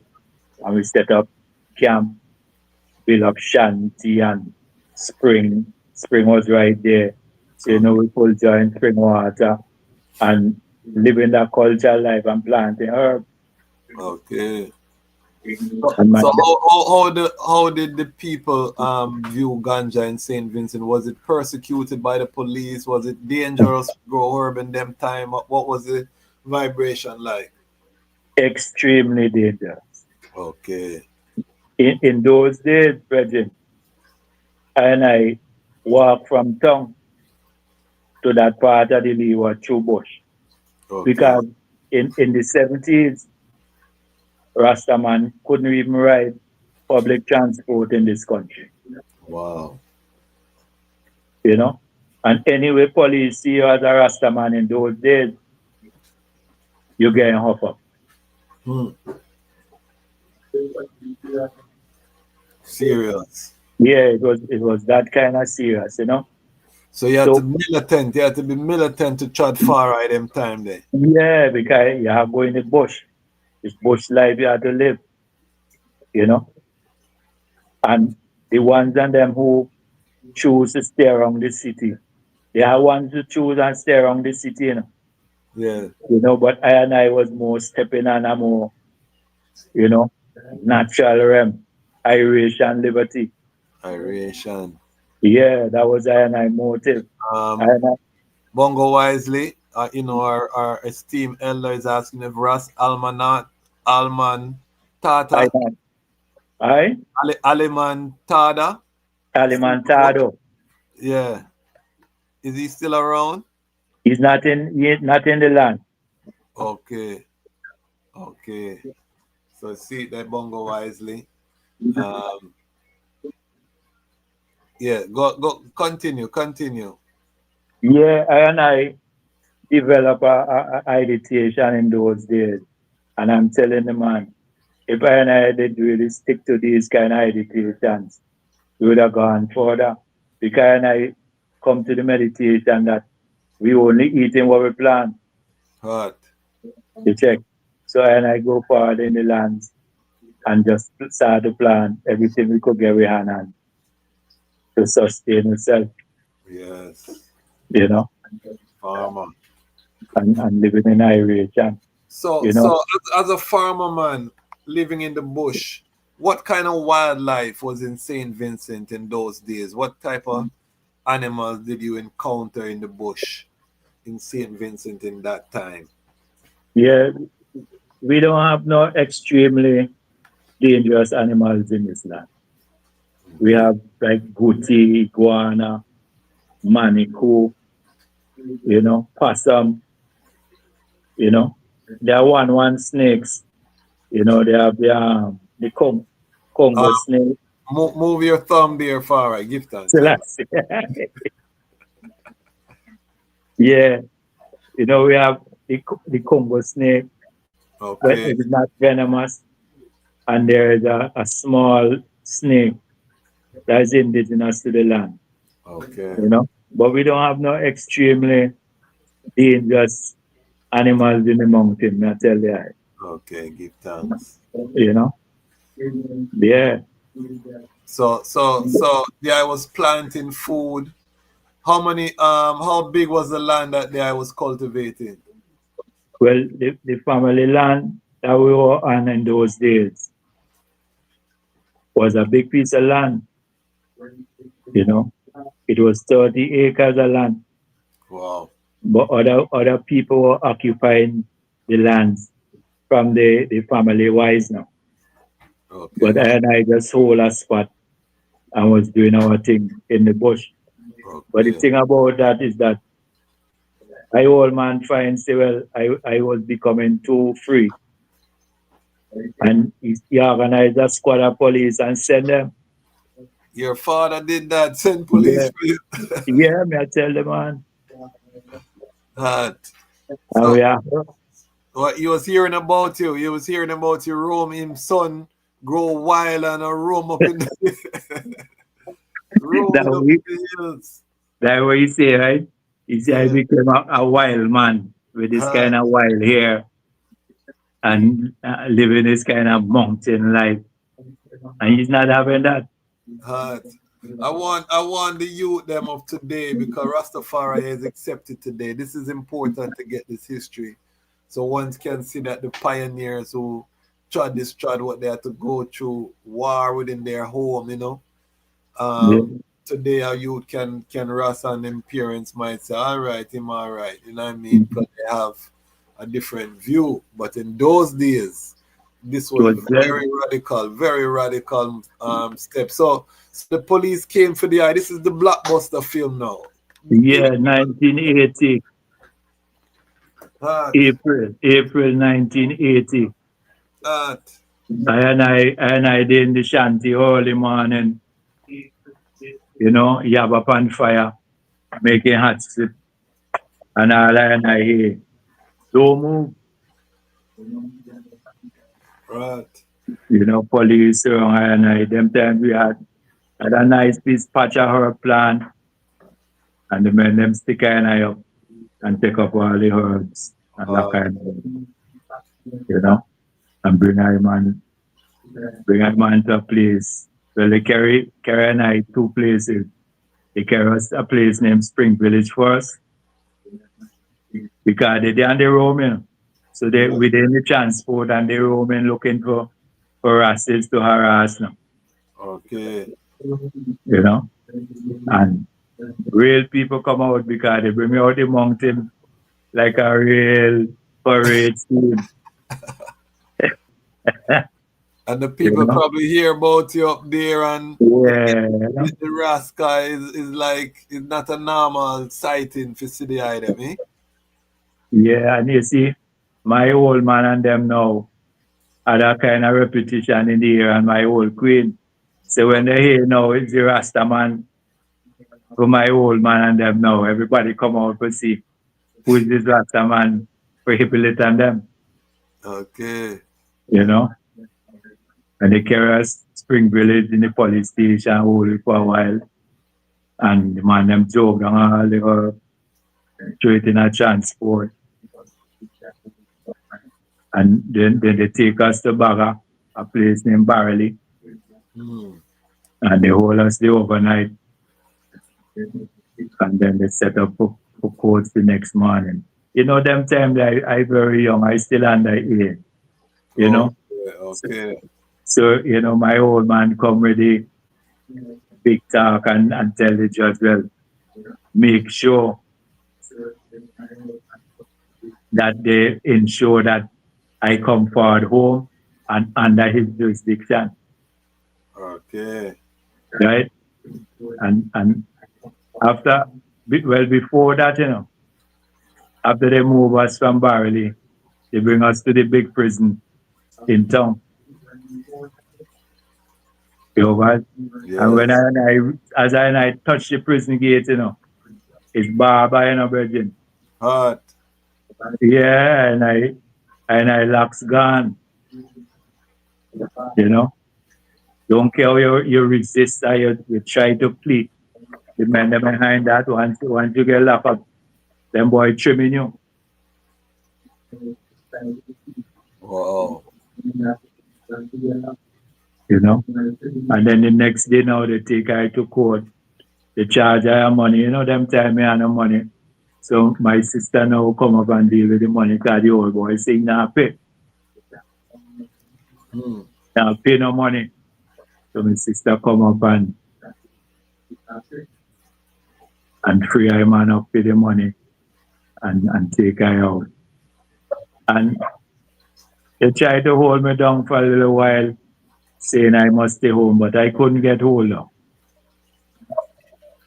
I just move out. I just move out of home because I'm more comfortable among Rastafari people. Yeah. So every day I go on somewhere by the Rasses and them. Sometimes I even coming home, I sleep in a park kind of thing by the Rasses. Then my big brother organized by June to take a man to Canada. Okay, get him out of the island fast. Get him out. Yes. So by June, just before Carnival, I was in Toronto. Okay. So you have a Toronto part of your child, you know, I grew up in Toronto. Yeah, I'm on developing there for Iowa. Okay, what part of the city? Well, I used to live Jane and Finch, Virgin. That was the first place yeah, and you know the history, right? Yeah, man, I know Jane and Finch. I grew up going. One of my mother's best friends used to live at Jane and Finch, and we used to go Jane and Finch Mall and yeah, right in the buildings on Jane and Finch there. Yeah, and Tobermory and Dunsview. Yeah. Them areas there. I spent some time. Okay. So what was that culture shock like from beautiful volcano to the cold? Because I know Canada cold them time there too. Some terrible winter. But then, you know, I traveled to Canada in that Iowa. And I traveled with my Yaba, my Bashi, my Gods, my scrape and everything. And the Rasses, them who I started to link with in Canada. Yeah. That was very inspirational to the Rasses. Okay. And they were elders to I, but as a youth man with a natural zeal. Do I remember any names? Do I remember any names? Yeah, Virgin like Brother Ishaka. Okay. Brother Ovid give up the flesh now. Okay. You know? Ahmed. Okay. That I read Ahmed from Trinidad. Yes. Ovid from Guyana. Okay. Ishaka from Urome. That another virgin is named Jalion. You know what Jalion is Francais? It's a lion. Okay. You know, he was from Guyana too. Give You know, thanks. and ocean around, you know, couple races and so. And, you know, I had a nice experience of bridging him Ikasa Okay. from Uromi too, because he used to rally with I and I in the holidays too, but he did chip out and go can. Did I know Ras Zola? Yes, Zola, I know. Well, he was, we knew him as Chico, Okay. Ras Chico at that time, but as time go on, he get to name Izola. Yes. Yeah, and Izola and My Fleshy is instrumental in the African food basket. Yes. Okay. Presently in Okay. Toronto. What's the eye fleshy name? Chikoyo. Okay. Give thanks. Give thanks. Yeah. And then, so there I know Sister Masani too. Yes. Okay. So the whole Toronto Yeah, family. the Toronto family. Yeah. Yeah, that's sitting down on Vaughan Street. Sister Charmin. Okay. Yes. They had another elder brother in name. He passed out now. Brother Ringo. Brother Ringo, they get to love I Man, how I Man was stepping with I tell now. Okay. So the I was bringing that ital vibration. Was Ross Iville up there them time? No. Ras Iville came up there in 1980, 87, Okay. 86, 87 is when Iville came up. Them Okay. times, you know, I done return to Vincent You to return. Europe Okay. and Okay. tried that journey and then returned to Canada in 1987. Okay. And Ignite, the Nyabingi family in Canada, we used to hold ISIS every Sunday by a virgin named Ahmed. Okay. And I was inquiring about Ahmed not too long ago because my flesh is here now. And I asked him about Ahmed and he tell me Ahmed going to Alzheimer's and these things now. Wow. Left a virgin yard to go home and last can't find a way to get home. Wow. That's sad. It's sad, you know. And it's a similar thing that manifests with Brother Iville. Yes. I saw him at Rastafest when I was just there, and yeah, man, it was very humbling, you know. Yeah. Very humbling to really see. And this is why, even with this platform, this is why I really trying to get it up and running faster, because I want to reason with enough of our Asians are, you know, transitioning from either the physical or they're no longer too ancient now that I was supposed to reason with. I've left the physical realm while me I set up the reasoning. You know what I mean? Right. So it really is a serious time for us as Rastafari people, because you see, like how you talk about the ital with the yabba pot and these things are not as common again. You know what I mean? So we need to preserve this legacy of the levity. You know what I mean? I block some key things. What I want to do is because the I also have a love story. You know what I mean? There I have your royal queen. When does that come into the equation? Let me see if it's in the timeline. Where in the timeline that drop in? 1981. Okay. Selassie, the first. So young, from young. For children. Eh? We were children. Okay. Young children. Okay. And she's also from St. Vincent. Yeah, she's from this rock. Okay, beautiful. All right. All right, stick up in. Before you get there though, when did you start to transition from just the Iris or Rastafari, the natural, to all right, now I'm studying the history of the man and I'm reconciling who is Haile Selassie the first? Tell us about that transition or that evolution? Well, one night, well, Jawara, as I was saying at the elder, Yeah. he just in love of I Man at that time. So he used to spend a lot of time with that. In the evenings, I go look for him, and we will go by the seaside and burn up and read in certain vibes, and he'll tell I Man certain things about His Majesty.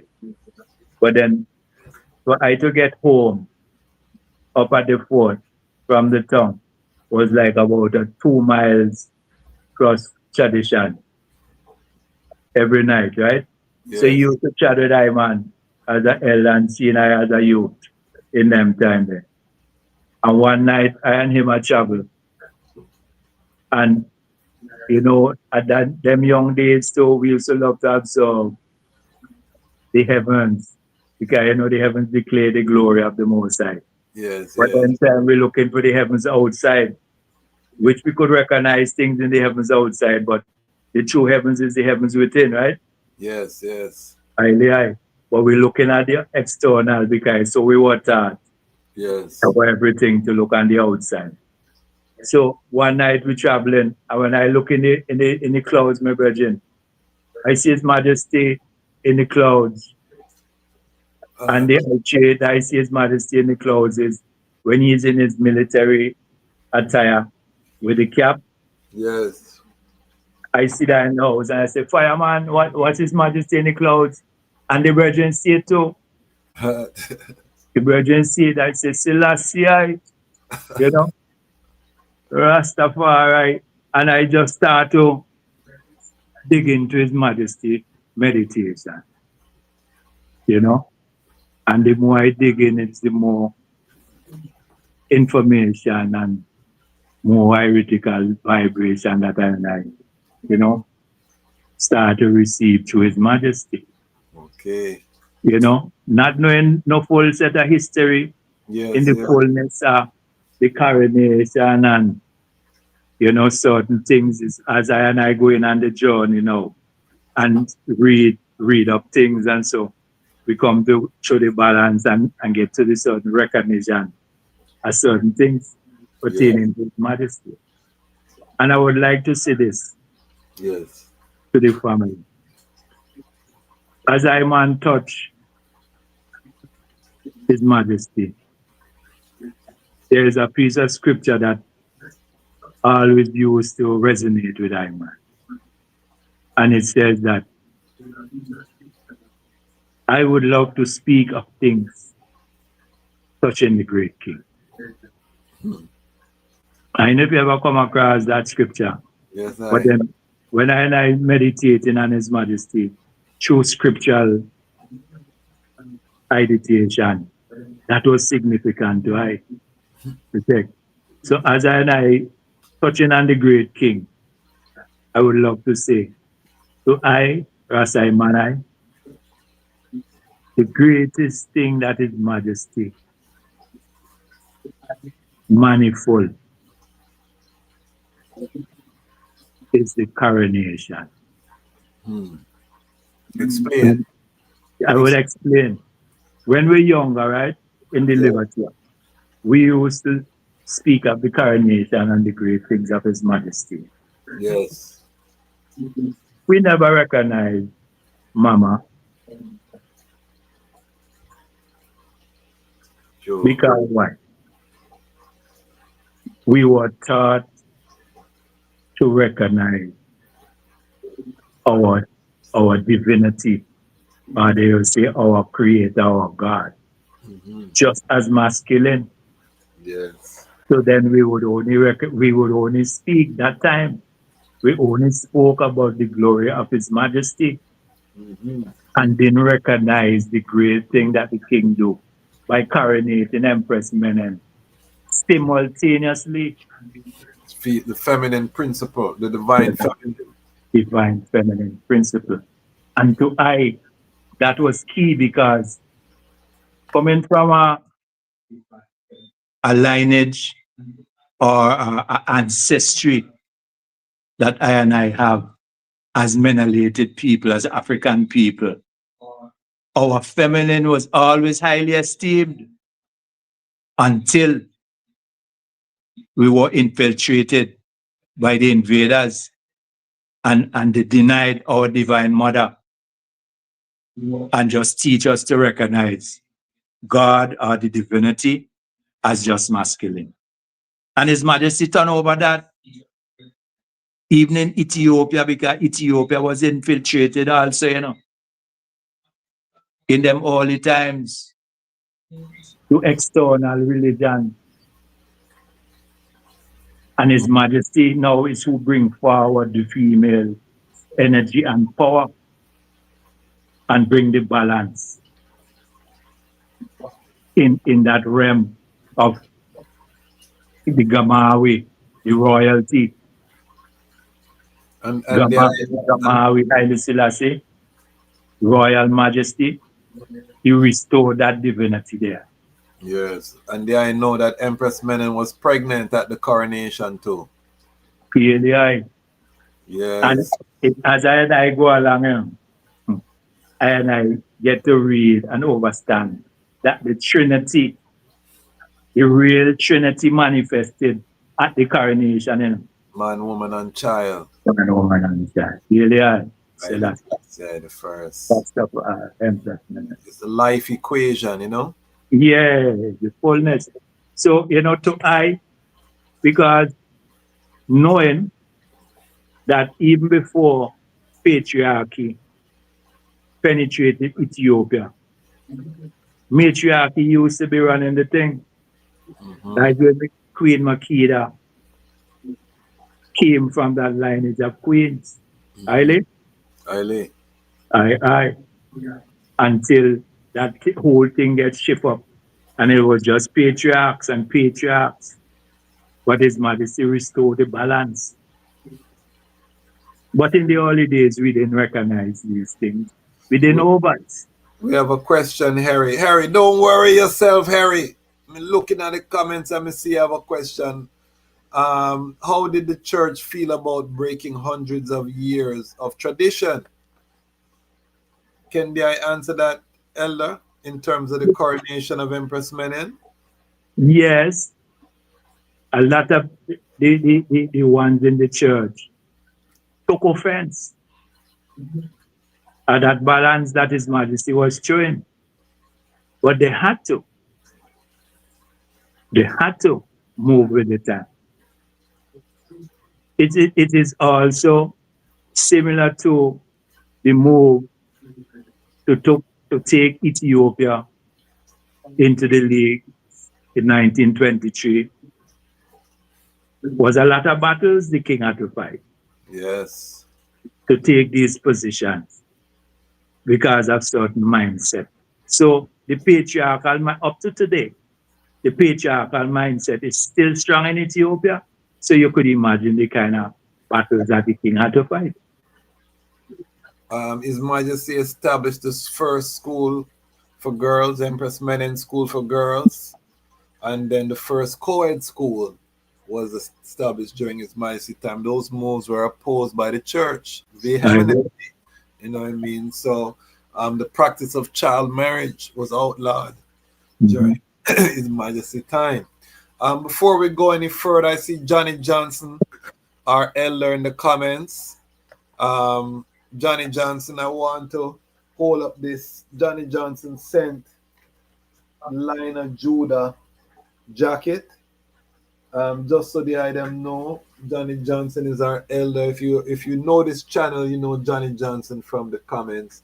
So I just want Johnny Johnson to see that the jackets reach. We're gonna do some type of contest and give these to some of the audience. So I just want the item see. We're gonna do some type of giveaway. I don't decide how we're gonna do it yet, but I just want the item to know how we're coming together, the Lion Pride. Big up yourself, Johnny Johnson, for the contribution. He said he had them at the gates. He wasn't doing anything with them. So we're going to make sure someone in the audience get it, a raffle. I don't know what we're going to do yet with it, but we're going to do something. So big up yourself to our elder, Johnny Johnson. I have recorded an episode with him as well. So stay tuned. That's on the way. One of our great elders who has so much history Johnny Johnson had a question earlier as well. I wanted to ask the eye. Hold on one second about Johnny Johnson said, how important was Union Island St. Vincent Rastologist rebellion in 1977-79 watershed military confrontation? What is our elder Johnny Johnson, who pops up all the ways in the comments with some history? Johnny Johnson heavy, you know. What is he talking about, Ras I Man I? Yeah, there was a revolution led by an elder brother there. What's his name again? Was it Ras Bomba? Bomba Charles, Ras Bomba. Bongo Wisey. My comment section don't ramp, you know. Yeah, Ras Bomba. Lion Pride, them sharp like a razor. Residing in England presently. You know? Not for the ones them in that revolution was arrested and brought to the mainland. And out of that, enough Rastafari people came out. But many have not remained in the liberty and in the culture. You know, but yeah, Bomba led that revolution. Okay. 1979. Do you know who was the first Ras in St. Vincent? Do you know that history? How Rastafari reached the island? No, well, one brother was saying to I, remember I was very youthful, right? Yes. And one brother was saying to I, man, is that Farai culture came to the land when there was a ship line.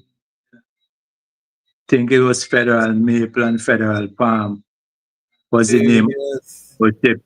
And they used to go from island to island and install Jamaica and so forth. And Ras is now used to traverse the islands and that ship. You know, so that's why they got rid of that ferry. I think that's why they got. Yeah, it's very possible. It's very possible.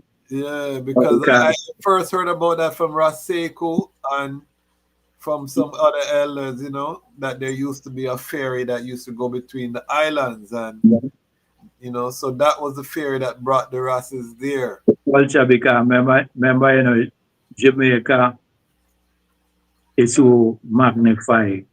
Yes. This whole Ivan culture, you know. Yes, Even though I know the king travels the different lands. You know what I mean? In the king's visit.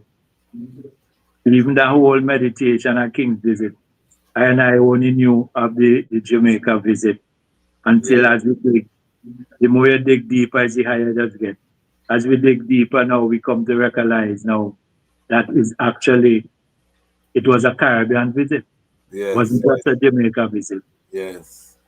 And it was actually Dr. Eric Williams who invited His Majesty. Yes. You know what I mean? Yes, yeah, man. We did a whole episode with Bongo Grease. Yeah, we went into the history of Dr. Eric Williams and also Jerry Small, an ex-elder who broke it down. The great work of one of our great Pan-Africanists, Dr. Eric Williams, Capitalism or Slavery. Yes. Some major works Dr. Eric Williams put on this earth. But you know, when we were younger, right? Yes. The things that we used to hear about Dr. Eric Williams is that he does ton thing, you know. That's how they try to demonize him. Okay. And try to say he does ton donkey, he does ton this and all kind of thing. That is a shapeshifter. Wow. Yeah. You know, and that now is to really put a certain blockade in your mind because they set him up as evil, as an evil being. As an evil man, because he was revolutionary. But the revolutionary thinker, you know, even Errol Barrow, who was the then premier in Barbados. Barbados didn't get independence as yet. But Errol Barrow hailed for His Majesty to make that visit. That's how Barbados come in the mix. Yes. And Errol Barrow was originally a man from this land. Okay. Yeah, he was the original Euro man. Okay, so yeah, no, it's some serious history, and we did a whole episode with elders from the different islands. So if you want to know about the visit to the Caribbean, just look forward. I think April 21st episode on the Lion Voice Network. We had Ras Sifo, elder from Barbados, and I'm reasoning with Ras Sifo to get him to come forward because he was also in Addis Ababa in 1974. You know, when the whole Sipo. Ras Sipo. Yes, Sipo, yeah. You know him? My good brethren. Okay, give thanks. Yeah, man, give thanks. So we're working to get him to come forward. But he was on that episode and gave a history of His Majesty visit to Barbados. But it was powerful. All right, so the time I move, but I need to hear this love story because I said I eye trait with the Eye Queen, and I move with Eye Queen. My queen is my producer. I love the love story because the black family is the strength and the power that we need right now in Armageddon. I want the young Rastas to find a nice queen and lock in to help you to amplify your purpose, to build your kingdom. You know what I mean? Now is the time. So I love the love story, them. So give us the love story. How I met the Eye Queen and how that progressed. When it was in August, my queen laughing out. My queen is inside laughing out. In August, Eye Queen and I went into a store. Yeah. Right? And a lady was observing my queen. So when we reached up the cat, the lady said, "You're so handsome. You're such a beautiful woman. I could bet that your husband pursued you." And my queen said, "No, I pursued him."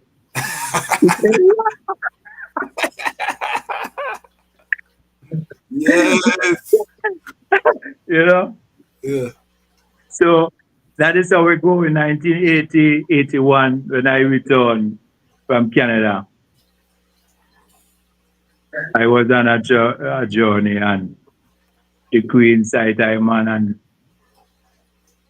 it just started to inquire. Couple of Rastas know my brethren and them and inquire who is this Rasta man and bam, bam, bam. And when the brethren try man now, the forwardness in I man now, straightforward. I go and seek out too. And then them time we used to full joy going and watch soccer games and evenings. Yes. Was she Rastafari at that time? No, but Rastafari. Not dreadlocks Rastafari, but Rastafari. In Irit. In Irit, yes. Because that was the energy that was moving up. Yes, so it was not a hard transition when I link up, And to be honest, is a feminine what never really given a man no difficulty for I and I to move up in divine love, Okay, give thanks. Yeah, we had that and have that connection, from such time. And she used to work in a drugstore at that time. Okay. So every evening, I go and look for her and we'll go online and, them time we used to go little dance and thing, we used to go dance. Yes. Go little session and lime. But here we used to lime. We used to just lime in a car outside and burn herb and listen to music. Okay. That we used to roll and spend the time with one another, Okay, And yes. yeah, and then one day now she said to her man, I never force her nothing. She said to her man, you know, we're not up today. And say, yeah, and we just going to go river and we pump cocoa. Them time is cocoa we use, you know. Okay. I don't know if you ever had a cocoa shake fire. No, explain it to the family. Yeah, we used to get a young cocoa. Where they make chocolate with. Yes, yes. Get the young one and grate it. If you don't have a grater, you just pong it on a stone, a Yes, river stone. yes. And it would create that kind of, that kind of gluey texture. And you Yes. just wet your hair and rub it in and just take them out, you know. And it's really clean and it cleans your hair.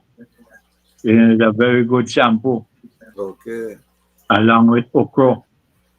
And if you ever had an okra shake. No, we used to use the aloe vera. Yeah, but The Bible, but I can't say I ever use okra or them thing there. No. yeah, we used to take with all them things, everything, you know. And Mama just take, and that was it. From that time, She just shut up with the eye. shut up with I man and never look back, We give you thanks. know. What year was that? What year was that? That was in 82, 1982, Okay. or early 1982. Okay. And Yeah. and they them work together to this day. Yeah, we work together. We raised 6 children. Wow. We have 6 children and we have presently 11 grandchildren. What a fruitful union. Selassie, Rastafari, and President. I And listen. all the children and them in start to bus seed yet. Still have Okay. a son going bus no seed yet, say that no the generation going to be tall. That is a joy, you know. That is a Yeah, joy. That's why the eye looks so young. You're full of joy. Selassie. So I hope it's an inspiration to the young brethren to find one sister and lock in. You know what I mean? And see the joy that the brethren is able to have. So what type of works is the eye doing now? Presently, like all today, and I was digging some land to plant some okras. We already plant a couple hundred well cabbage.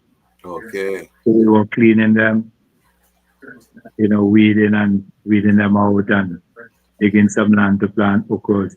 And you know, the whole ideation of food security and sovereignty is really key in a version. And when you don't have money, which we know the fiat currency is really monopoly money, but with how the system set to keep us enslaved under this money. When you don't have that money and you can't feed yourself, it's really a horrible thing. Terrible.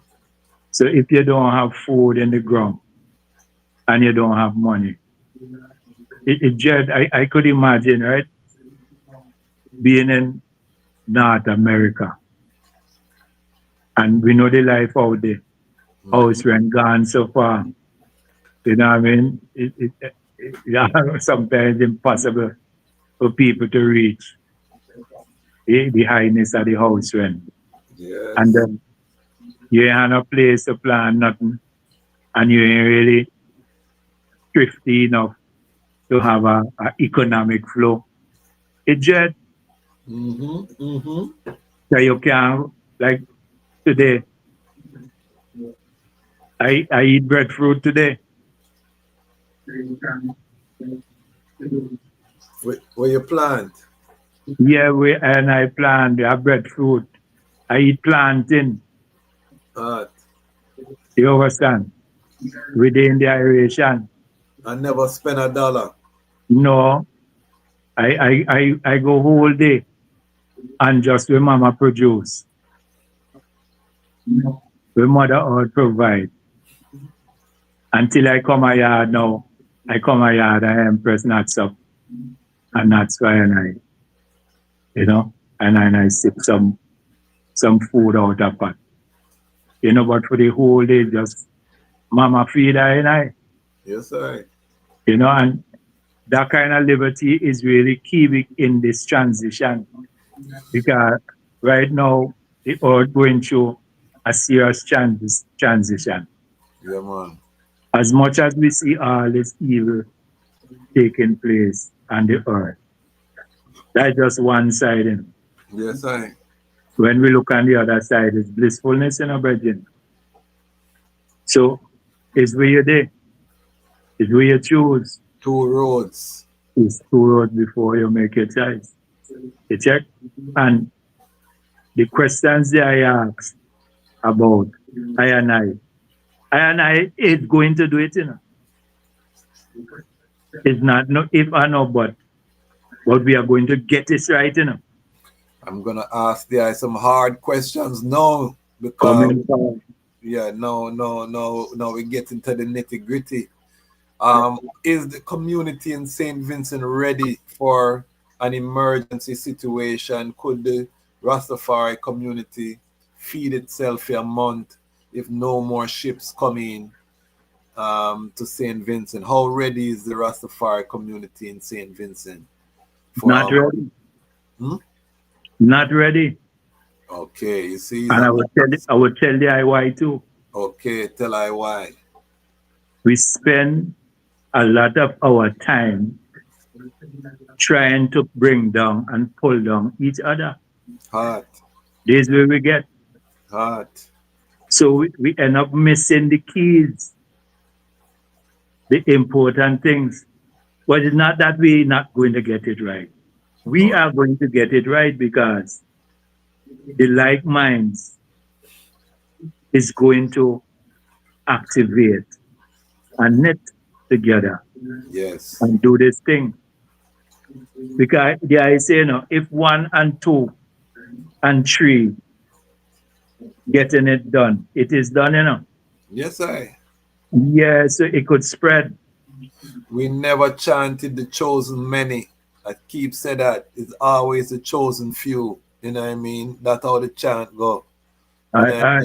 So it's not gonna be a great mass necessarily.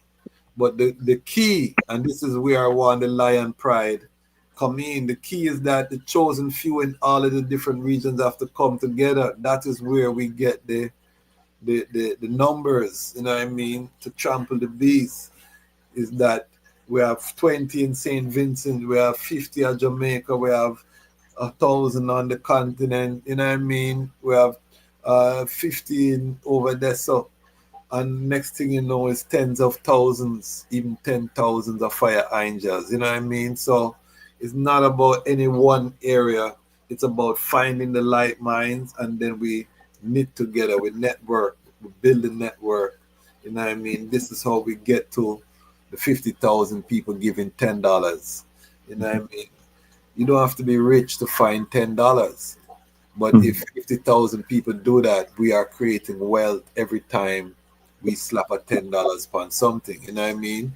So that's how we have to start thinking. That's the only way we're going to get the capital in time to do what we can and to save ourselves. As EWF, the constitution, of EWF said to save ourselves from annihilation. Remember that, So here was the key word there. Yeah. Save ourselves. That means we have to stop looking for someone coming to save us. We used to burn the sky god. No, we like we like we're stuck, like we're waiting for something. Some super Rasta people. There's no one who coming. That's what I try to tell my family, It's the same people where you don't like as them same one day you have to go work with, this Gideon to make it. There's no new people. It's not even exciting. The youth, them not even treading up right now more than so. You know what I mean? It's I and I have to set it and build it for them. Come in. You know what I mean? So that is it. But there I was saying something. Go ahead. Yeah, I and I is who come. We have come. I and I have come. You know, I and I are the saviors of ourselves and others who willing to walk within that frequency or that framework. Because it's energy right now moving in creation in a Brazil. Yeah, man. Without any doubt or any apology. It's not everyone you would be able and even willing to walk within, because once the energy ain't right, you waste your time if you go and dabble. That is it. That is why we say like minds, like minds, that is the time. I'm not arguing with anybody right now. I don't have time for that. You know what I mean? We agree to disagree and we go on our way because we don't have any time to get into no petty back and forth with no one. We know what we're supposed to do at this point. You know what I mean? We have our orders.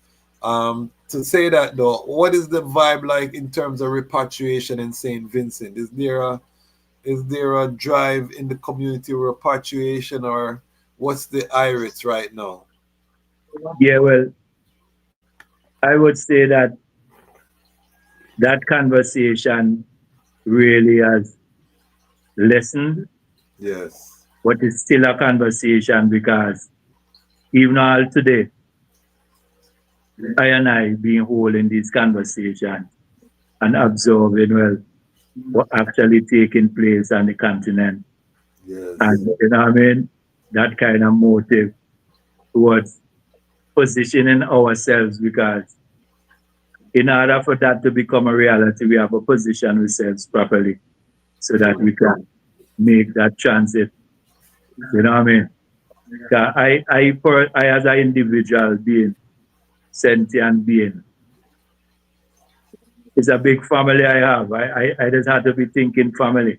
I'm not an individual man like someone is just them. Yes. You know? It's family. From my youngest family I working with till now, his grandchildren, his 5 grandchildren I have living home here. Okay. 7 living in Canada. And the rest living here.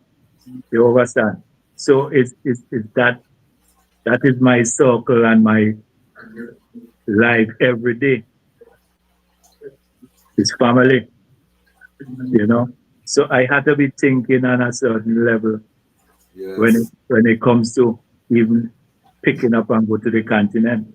Because some people may ask the question. In 2005, right? Yes. And I went on a mission to Ethiopia with the Prime Minister of this country. Okay. Talk to us about that history. Really, Selassie. Rastafari. I remember that trad. I remember reading about that trad. It was a big thing in Rastafari globally. Give us that history and tell us who the Prime Minister is, what that whole thing was about. Because he's there now, right now, too. He's in Ethiopia right now, too. Yes, and, still looking for a 6th term, because they have up to November to, as they say, ring the bell, But in the Rastafari world, in 2005, it was a great thing that the Prime Minister did, to really make that move. But a lot of people tell themselves, well, it's the Prime Minister do that. The Prime Minister and do that. It's Rastafari. People do that. It was I and I meditation coming out of the conferences that took place in 98 in Barbados. Okay. Towards Rastafari gaining governmental status. Okay. And recognizing Rastafari on that level, And out of that motive, in 2001 when the Prime Minister of this country, Dr. Al Gonsalve, gained leadership of the country. In 2002, there was a delegation that went to Guyana from Barbados and Urumi here, St. Vincent and other islands, and we had a bingy in Guyana. And it was a follow-up reasoning from a gathering. Brother widely know these histories. Yes. From in St. Thomas in 1997, when it was established that we need a umbrella within the Nyabingi family to dwell with certain governmental issues and things pertaining to Rastafari, liberty and free man and such like. And when this Prime Minister became the ruler of the country now, there was a delegation that went to visit him pertaining to St. Vincent holding governmental status for Rastafari. You know, see that? We can't see the eye full face. Yes, I camera so we can see the eye. Yes, sorry about that, fine. No problem. Your reason you go up in the heights. We know all the vibes. Of our traveling there, our time traveling in the records. Yes. Yeah, so you know, when the delegate, even a virgin from New York was in that whole reasoning too. A brother named Zekai. Okay. You know, he came for the yard, a big virgin, and he was part of that delegation. And when we approached, I checked say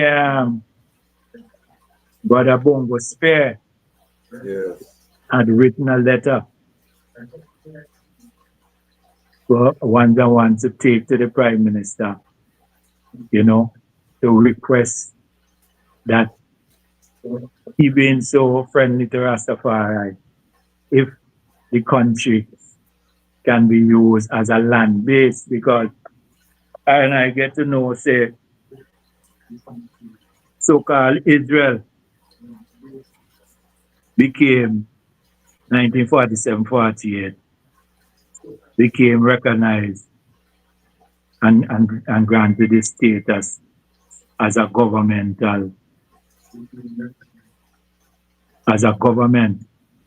in the EU when they got the lands in Palestine. So the land base was vital. But the Prime Minister said that St. Vincent and the Grenadines is already a single state in the United Nations. So it would not have been possible for him to take that position. But what he could have done is to ignite diplomatic relations with Ethiopia and move towards a no visa requirement for ones to travel from this land to Ethiopia and from Ethiopia to this land. Okay. And that was one of the major motives of the movement in 2005. Okay. And it was put in place. So I don't need a visa to go to Ethiopia to this day. Up to today, as far as I know. Give thanks. So some touchable things came out of that. Yes. What's the opinion of how the government deals with Rastafari right now? Presently, yeah, right now a lot of barriers break down, Bridget. A lot of barriers. You see, in my time, you couldn't go to school as a Rastaman. Yeah. Once you come a Rastaman, automatically you're gone out of school. Okay. So your academics, your educational drive, they cripple that. When my children, when I start to have children, my queen and I start to have children in the community which I live now.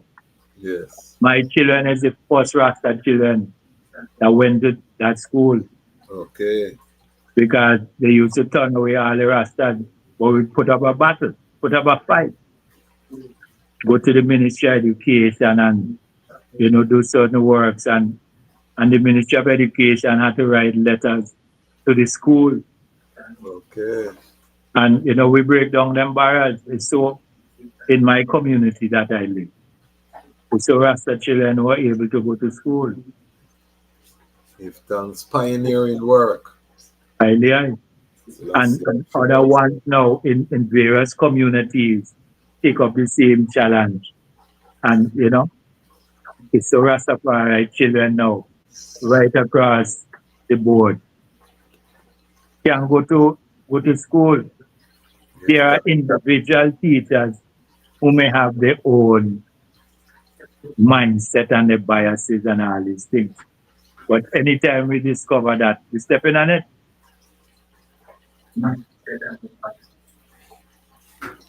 One moment. We have a message from Zion. Zion train Lord Shashamani, Sablem Nata,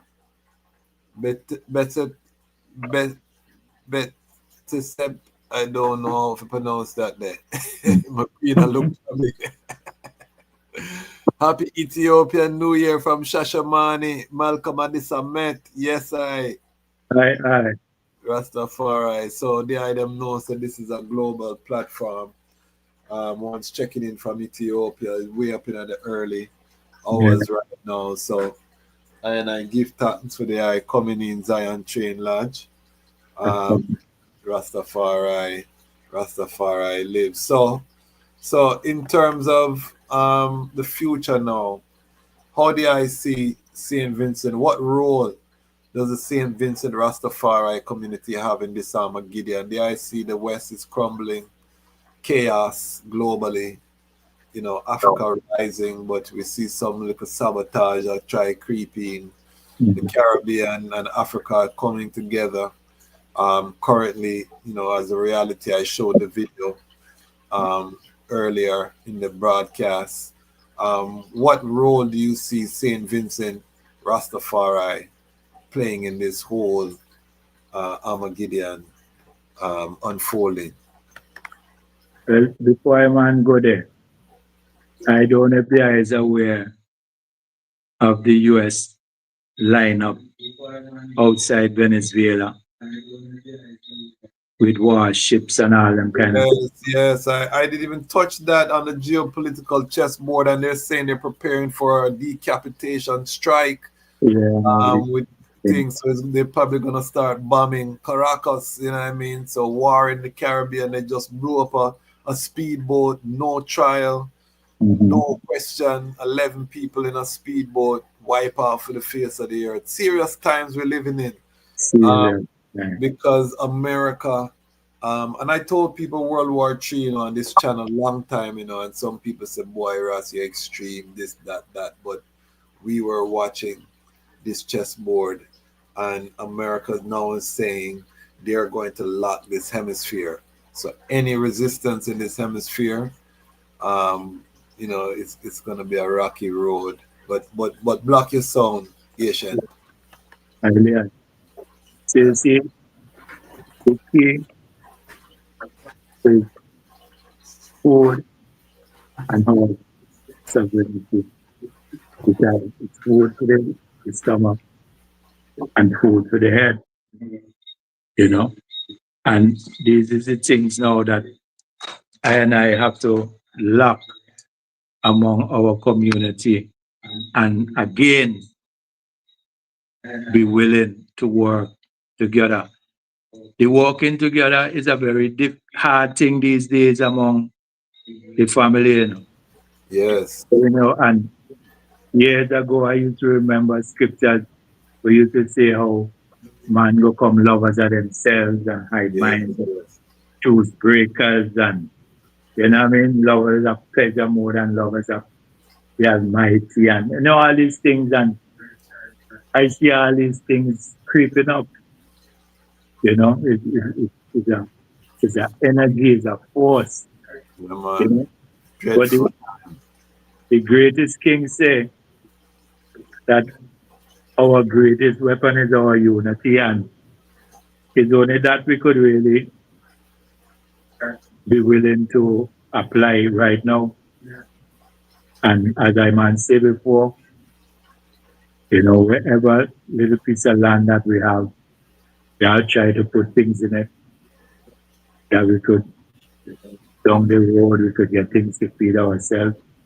We still have to be very, you know, try to be very thrifty, you know, because to move from these areas to even reach on the continent, we have to develop a certain economic base. And sooner than later, you know. No, and I'm glad you said that because repatriation requires centers on both sides of the Atlantic. You know what I mean? It's back and forth, especially for the ones in the Caribbean. Because we're not giving up those islands anymore. Those are part of the sixth region. Remember, this CARICOM African Union Summit, this is the merger. Remember when His Majesty came to the Caribbean, he was telling the Caribbean islands to join the OAU. You know, when you read the speeches, Jamaica, Trinidad, he was telling these islands, come and join the OAU. The majority of your population is African, you know, of African descent. So it makes sense, and we see the fulfillment of that happening in this time. So we're evolving the trod because our elders said you cannot give up a continent for an island, which is true. But we're also not giving up the islands either, you know. But the thing about it is, as the brethren say, this is the strategy now. America has warships all through the Caribbean. America can lock down the waters. America can do embargo. America can starve out the individual the trade coming in between the islands, the plains, all of that. So the islands are still vulnerable during this World War III struggle, which is why we need to have the continental escape route. You know what I mean? The continent is a massive landmass. You know what I mean? They can't lock down the continent. So the continent is our refuge for when the Gideon get dreaded and dreaded and dread. You know what I mean? We may need to have that option. So as a global family, this is where the bringing the capital together to build that economic base that the elder is talking about is so important. We have to control and sovereign through everything that we use, from our food, our clothes, everything that we need for ourselves. In case we get cut off, we can supply. You know what I mean? And if they say that you cannot buy or sell because of the mark, we say thank you, but no thank you. We have our thing them over here. The item stay with your system over there, so. And we give thanks. We're not going to disturb the item, but we have our thing right now. You know, how long could we hold out before we have to go to the grocery and try do something, forget something, because we don't have our own system. So we're vulnerable to any, you know, we bond the government, but enough ones right now as Rastafari are on government assistance. I know that for a fact. You know what I mean? In the islands too. So, yeah, I know. Yeah? Even on here too, I know that. Yes. So it's a reality. It's a reality. So we have to get serious. We have to wake up. You know what I mean? You know, we saw one of the things that Israel bombed Qatar, which is a neutral country. There was a mediation happening in Qatar. Israel sent warplanes, bomb up the thing. One of the things that this shows is that the whole earth become a battlefield. There's no sovereign country. All of that get dashed away because they're fighting for their survival. This is we're watching the fall of the last pangs of colonialism. You know what I mean? White supremacy. All of these things are in their last, and they're going to war against the global south for that supremacy.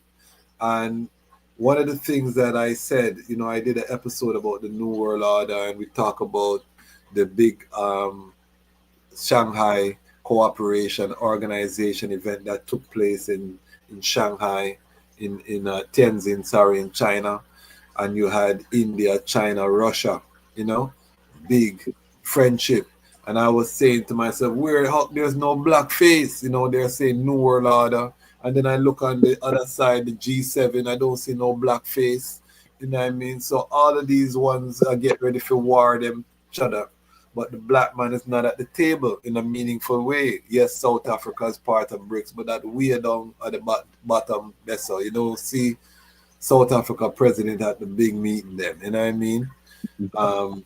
So what we have to understand is that while this war is happening, there's a opportunity, there's space for the African, for us to build and for us to look about our own affairs on the continent, keep the war off the continent, because they all need the continent for the resources for this war, you know?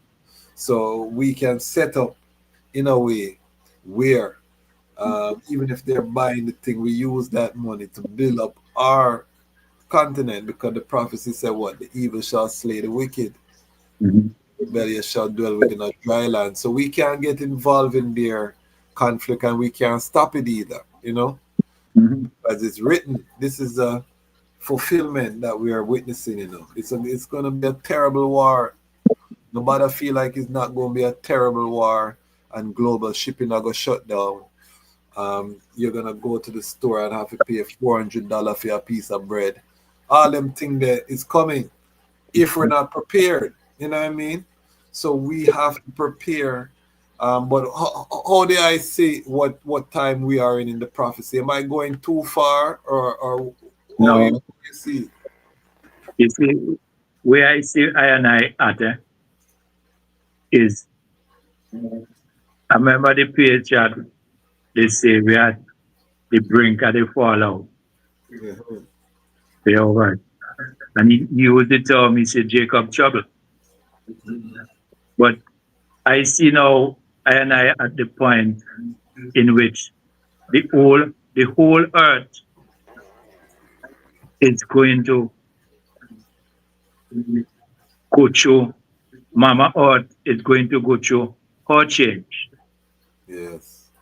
And she's going to move the vibration and the frequency of Earth to a different level. And all the portals that is really being lining up is for I and I to really take note of and tap into that universal consciousness, which we call the divine Father, Haile. Haile Selassie, the first. Right. The divine consciousness or the universal consciousness is where I and I now have to tap in now to raise our vibration to a higher level. And I had to jump forward again. Yes. In time traveling. Yes. To one of our patriots, Martimo Plano. Haile, go there. In 1999, in a conference, Martimo Plano said that the Rastafari family needed a new faculty of thinking. It may have appeared at that time as we might talk about, but we are in the time now, because if we don't change our mindset into a more internally or eternally consciousness of Haile Selassie, we're going to get left out of the new world, because scriptures say the old heaven shall pass away. Yes, I. And there shall become a new heaven. Yes, I. And we shall see the seven coming down. So this is the new heaven now. I and I had to tap in to recognize that power. That is the power that's going to really save us and cause who to think what they need to think and to do what they need to do for the protection of and the sovereignty of the family in this new world to step up to the plate, you know. Yes, I. Because Bob Marley, they put it like this, you see, some are leaves, some are branches, but I are the roots. But some are mason, some are carpenter, and some are roof men, roof people. Yes, But I. in the same house. Haile. So I and I have to now come and move up in this universal consciousness that is present, that Haile Selassie has prepared us to really reach to this point. Because many hope that they would have reached to this point. You Yeah. know, first day, remember Jim, was 999. Yes, yes. Because make Mm. the 9th of the 9th month, 2025 is 2 and 2, 4, 4 and 5 is 9. Hard.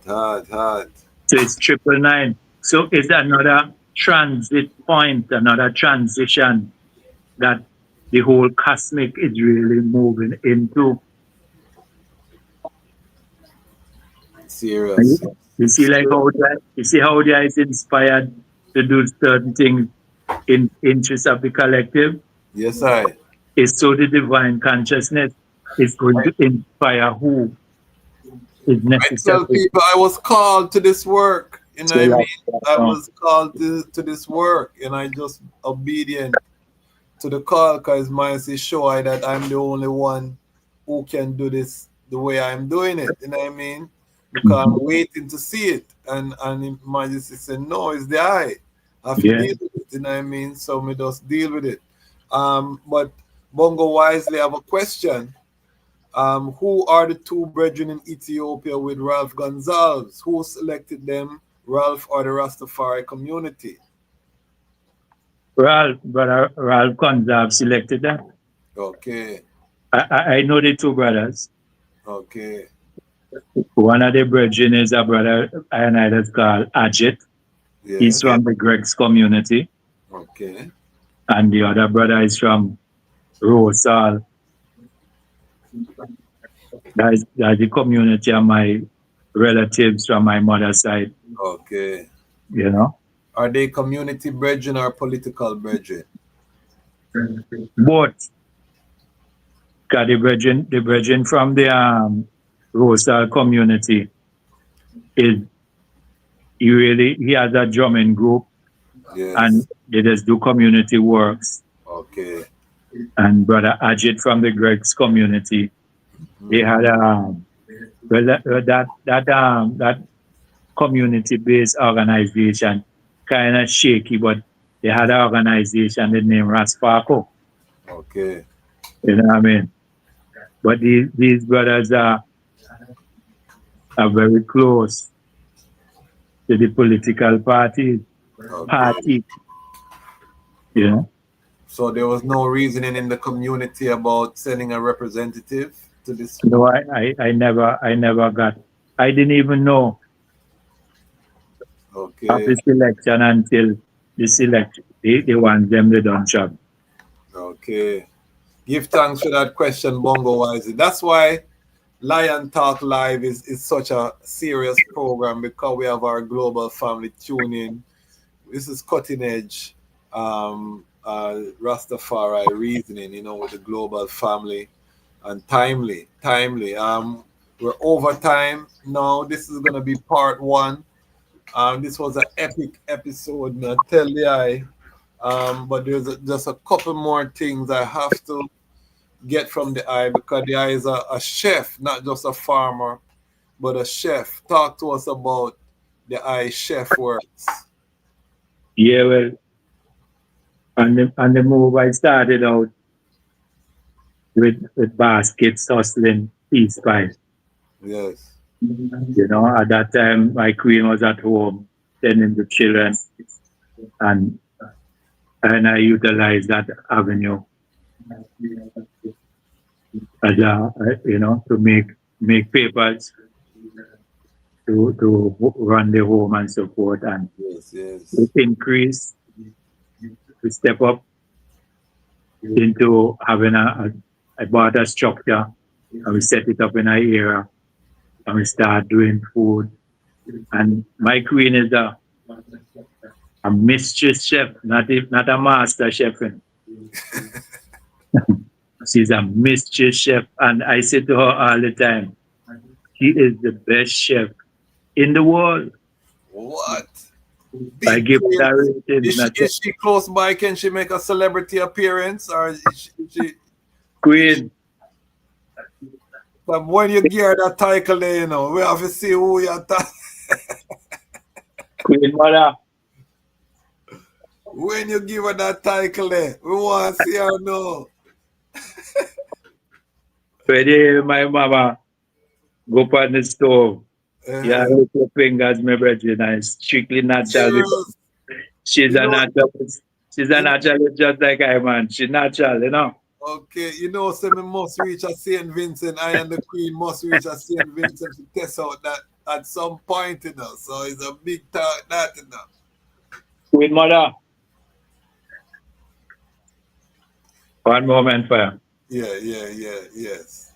If she don't want to come on, that's Irish still. But if we can Yeah, Queen Mother coming. Queen Mother coming. Yeah, man, if we can glimpse her, we want because we love celebrate the love amongst I and I, and the joy. Rastafari. Did you hear what your king man said about the eye? Loud and clear. The man said you're the greatest chef ever on the planet. I give thanks to hear that, Wow, that is so powerful. I'm saying that when my queen and I come to St. Vincent now, yes, we have to sample this great chef, duo. Great. Looking forward to that, Ivan. Give thanks, and give thanks for being so gracious to come on the screen and bless us up. Thanks. Give thanks. Let's inside them still, Okay. We soon give your Kingman forward to the eye. We just need a little bit. Have a night. Bless it. Perfect love. Yes, this is a family show, you know what I mean? That would deal with straight on the Lion Voice. And I have a program called Lion Love, where we just talk about love stories and different things. So we're gonna have to have the item come in on that show, to get the both sides. Because we got your side of the love story, we want to get the Queen side. And we do that because we are encouraging Rastafari love, you know what I mean? Because we see that there are too many broken families. We see that we are falling into the same pitfalls that we see in Babylon. Too many single mothers, too many youths gone astray, you know what I mean? So we really want to focus on restoring the Rastafari family, the black family, and healthy relationships and how they work, how they happen, you know what I mean? So we definitely gonna have the item forward, because we can't build anything unless we have stable families, you know what I mean? Because we still say when we don't have stable families, you get trauma, you get so much different things that prevent I from moving forward. So we give thanks for that example from the eye. So in terms of moving forward, what are the next steps? I pray that the eye and Sister Ideja a link. Do you think that St. Vincent can rally the community in this Armageddon time to start working together and building some cooperative economics? Yeah, it is possible. It is possible from various points. Because you see, we tend to always think about collective economics in which everybody bungle in one place. Yes. But we have to open the mind and recognize that a couple of ones can be over there and a couple of ones over there doing certain things. And we're still working together. We're still working together because the community should be investing in the farmers, you know what I mean? And food production, so that when the shipping cut down, this is an opportunity for us, because if everybody else do have food and we have food, guess what? We're going to be building wealth. This is our time. Because we have the far eye. If we set up ourselves on the agro business, I've been preaching this to everyone, every community. And Ras Zola, of course, coined the term Rastafari, food sovereignty. If we prepare ourselves, this Armageddon war can be a prosperous time for the community. May I tell the I pray. Yeah. I hear ones, right? Yeah. In the COVID period from like 2020 moving up. Yes. I hear, which was so drastic economically for a lot of ones, which is the majority of ones. Yes. But I hear one say that was their most successful time economically. Yes. So that means now they had certain things in place that was so necessary and vital within a situation like that they could have boomed. Yeah, man.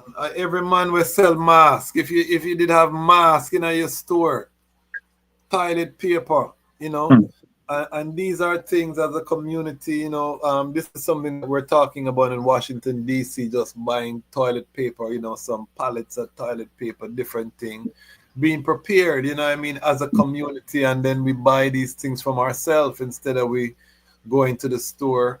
We ship these things in bulk and we purchase them from ourselves. But just building a system of self-reliance as Rastafari, I think, instead of we come together and we war about who I say Jah, who I eat fish, who is the high priest, and who is the high priest and all them foolishness, we need to be coming together, as the brethren say, to come up with a plan, to have food sovereignty. Who's farming in the community? What do they need? How can we invest to scale their production? Where's the storage in the community? How do we store food so that it's not spoiling? Some people are good with sales. Let us identify markets for the farmers. So when the food ready, we can get it to market. We can transport. That's how we need to be thinking in terms of strategy. That's the unity right now. Unity is not everybody said the same thing and we see His Majesty the same way, and that is a fantasy. The religion is personal and the state is for all. So I have to think that diplomatic statical part right now, so that is what I'm calling for. Any final words before we seal up? Yes, I man pray that I nation that we will find love. Because with a chant, only for I love can stand. Only. Over. Only for I love can stand. And not a Pope Leo could have stand this judgment. Can stand it. Only for I love can stand. So we have to find that love where, as the great king said, even the greatest king, guys, the king of all the kings in the family. The king of all the kings, and if you're using the term God, for the sake of a better word, the God of all the gods. And I recognize the I as that. The I is there. Our greatest weapon is our unity. So it's a love fosters cooperation, and cooperation fosters what? Overstanding. Overstanding. Haile. And with these elements, we would find progress and development among ourselves, you know. Put away petty differences and work together, and working in such a manner, we could never fail. Haile. Could never fail now. Now we might not fail, you know. Yes. We could never fail. So unity is really the watchword. And it almost, I'm telling the man, honestly speaking, it almost come like something becomes scarce Yes. in a time like now. And I now cover up nothing because it's the lion telling the story, eh? The reality. No, A it's reality. reality. And right now it's singleness of heart, singleness of mind. Man have to come to the truth within themselves. Not a follow thing. It's not for friends nor company, you know. But Yes. it is only love could stand, you know. Love within yourself, love within your home, love within the extended community, you know, love within the whole menelated family, you know Yes. what I mean? Because that is what's going to draw the right energy. And as I was saying, I and I move out of one state. You see, like how we just move from Brooklyn to the Bronx? Yes. We're moving from one state of consciousness to a higher state of consciousness. When Haile. we come to recognize that the divinity of His Majesty lives in us. That is it.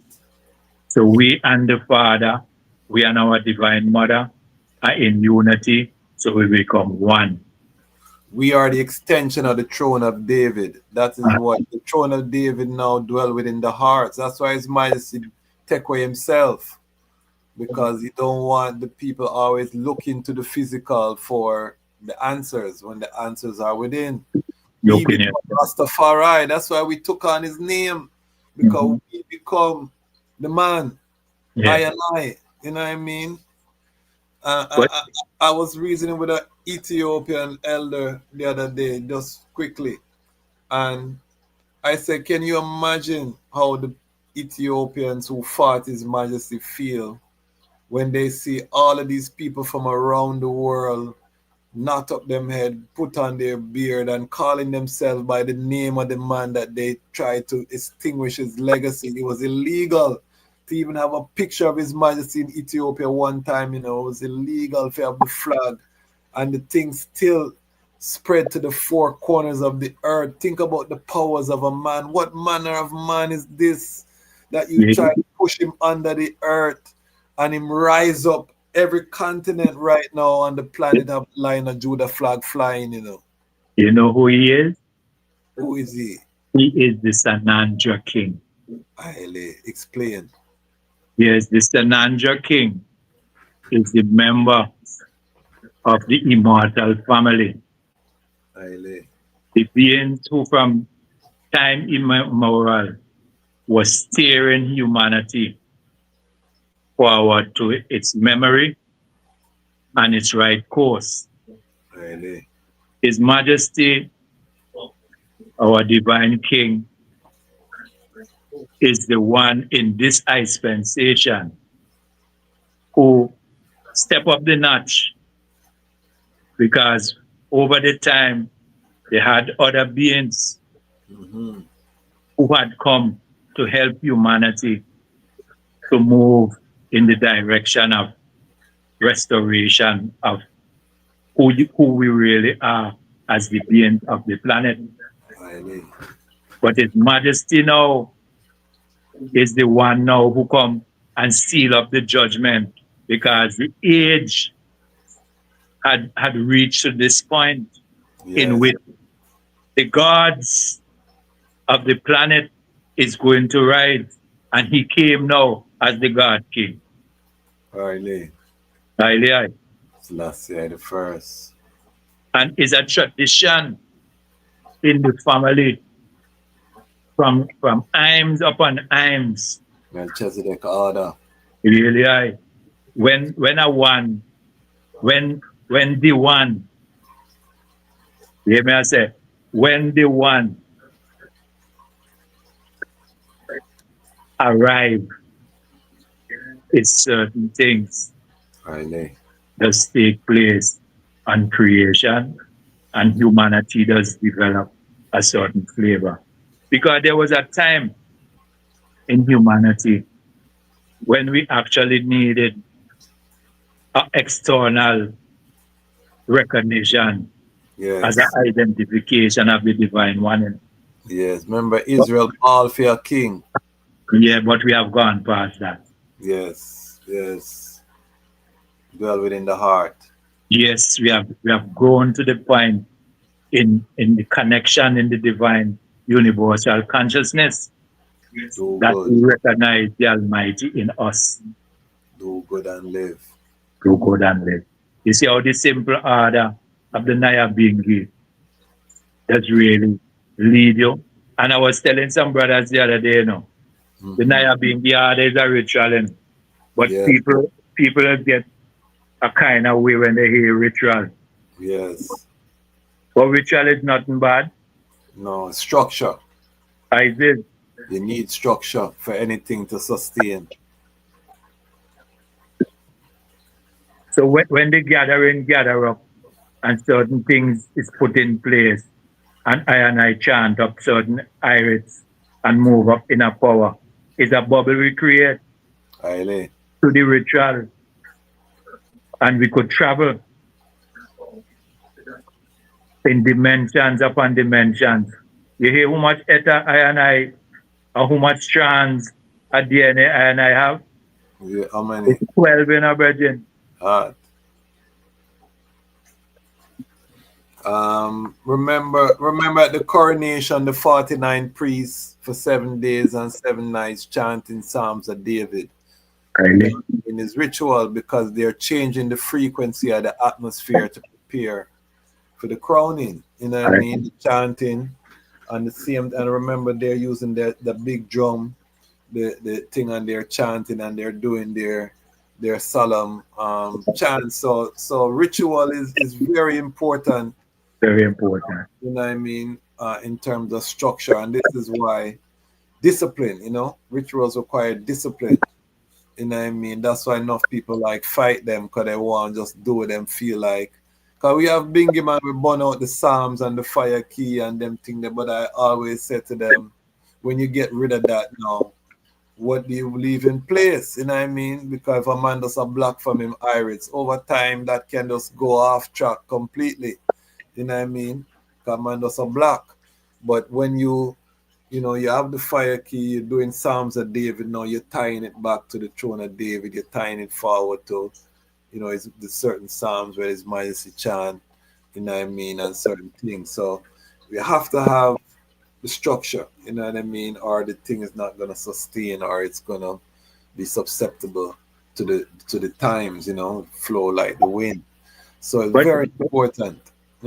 If I look at this song, yes, and the proverb, we could identify them in our ancient civilization. Yes. It's nothing new. Nothing is new under the sun. No.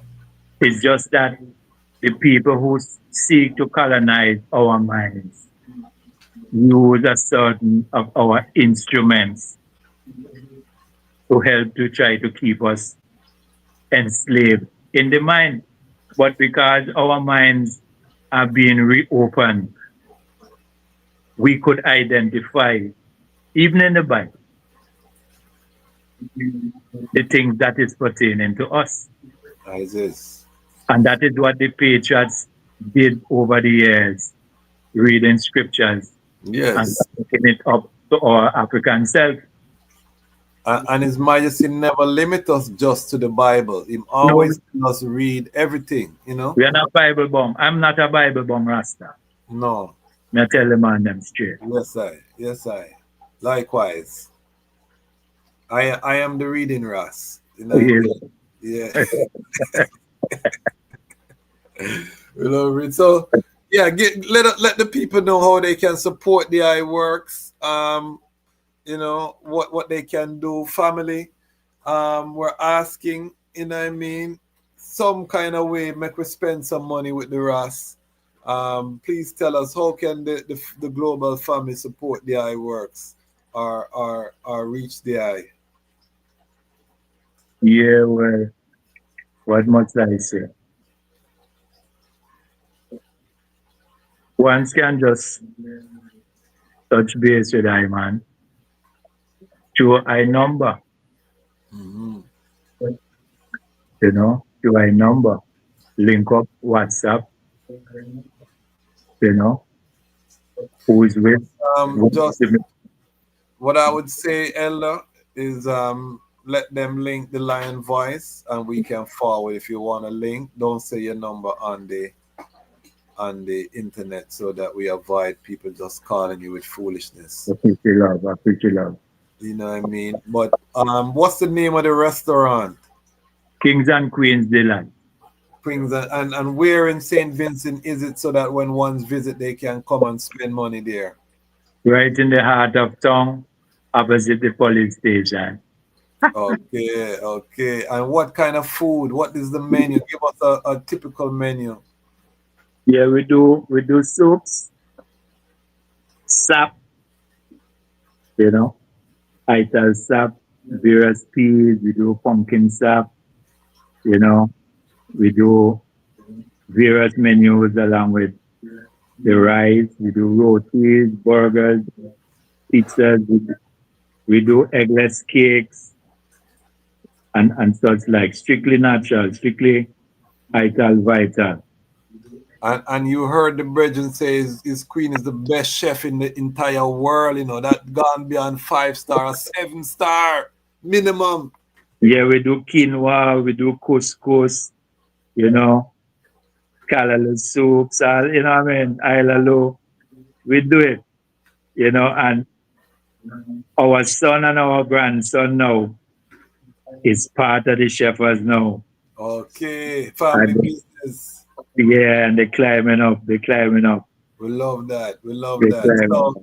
So family, global family, if you go to St. Vincent, spend some money, tell them the Lion Voice Network sent the eye, so that they know that the energy is working. We're gonna have the elder come forward. I'm gonna reason with the eye. I want to get the love story on our Lion Love show. Um, this was a marathon. We give thanks Last for the eye spending 2.5 hours flew by fast. You know what I mean? Rastafari, no. I want to show the family them this again. This is from our elder Johnny Johnson. It just came in the mail today. Johnny Johnson, Lion and Judah jacket. We're gonna be giving these away. We have two that the elder sent. We're gonna have some kind of giveaway. I want to thank everyone in the community. We just added two people to our Patreon. One was my cousin, my little cousin, when we used to help raise. Big up yourself, Julian. Just joined the Patreon family. Also, Sister Viola, one of our family here in the Washington, D.C. area. So big up all of the people who are monthly subscribers. We're at 53,000 in the Lion Pride and only 44 people in the monthly subscribers. When we hit 50, that means we need 6 more people. We're going to start our grant program. I want to do that this month, so I'm asking 6 of the items to step up, join the monthly subscriber program so we can start our grant program. And when we give our grants, we're also going to challenge other Rastafari businesses and wants to match the money. We'll declare how much money we give, and we're going to ask ones to match it so that that person can. We want to build a culture amongst I and I of giving, you know what I mean, and of celebrating ones who are doing the works. So we're using the media, the power of the media, to start to program ourselves, because the media program us against each other, you know. That's part of why we can't work together. So now that we take on the media, we're programming ourselves to love each other again, to put aside the petty differences, to remember our first love as Rastafari. It does look away, family, that we have 53,000 and only 44 monthly subscribers, but I am confident in the victory because I got the vision and I see it at work, you know what I mean? I see it at work for true. But we need more ones to come off of the fence and make we start move. If I had 1,000 people, we will shake up the earth right now. I tell the item the truth. So we just need the item to come. $10, $5, you're spending it in Rome, and the money is not going to be worth much soon. So might as well we start use it to build our institutions. Media is key. Marcus Garvey had the Negro World. The boys had the crisis. You know, any movement have to have a strong media. And if you don't like I chat too much, go support Honorable Priest Isaac. Go support Star, support Rastafari TV, support Ras Internet, Ras Mutabaruka platform. Support someone. It don't have to be I. You know what I mean? I and I will get the like-minded ones to support I. But don't be a Ras and you're on the fence and you're not doing nothing. Don't be that person in this time. It's Armageddon. The battle is real, and we time is not on our side. You know what I mean? In terms of preparation, time is not on our side. But at the same time, we're right on time. You know what I mean? We're right on time. I like that. Say so. So we give thanks, Asian. This was a great reasoning, and the I brought so much strength to I and I. Let me just go through the chat real quick before we seal up, to make sure we got all of the questions. And big up everyone in the chat that's making these lives so irie. I can't keep up with the chat. One time I used to read out every comment. Right now I can't keep up with the chat. You know what I mean? So that is progress. We love it. We love it. Marissa Will, this look like it's someone from St. Vincent. Big respect to Iranja. Looked up to him and many other Rastas from my community. Today I can love my blackness and lead a simple life. Hold firm. We from Vincent, thank you for the struggle. Wow, you see that? You hear that fire? I pray it. Yes. You know the one I just I man, that's someone who know I man years ago.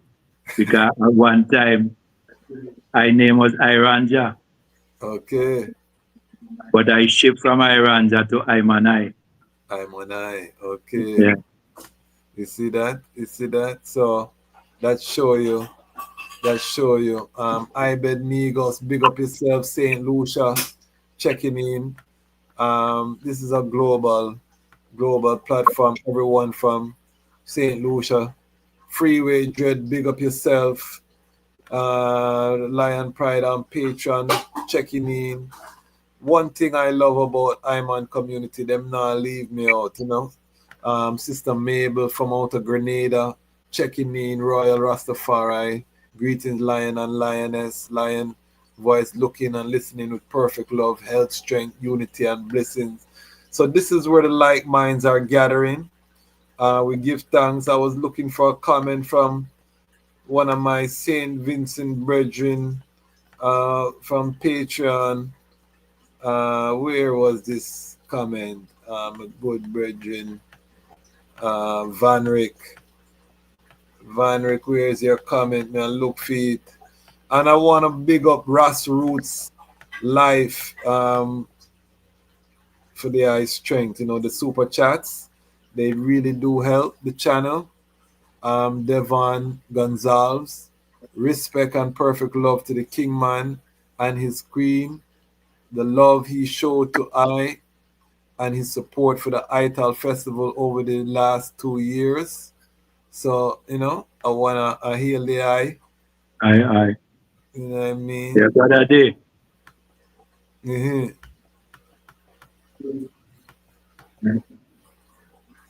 Yes, yes, yes. Kimani Clark said, "Behold the power of Rastafari. This is the type of influence Ayman had as a young lion. Rastafari has evolved and is still evolving. Give thanks for this reasoning, much needed. Give thanks for the eye." You know what I mean?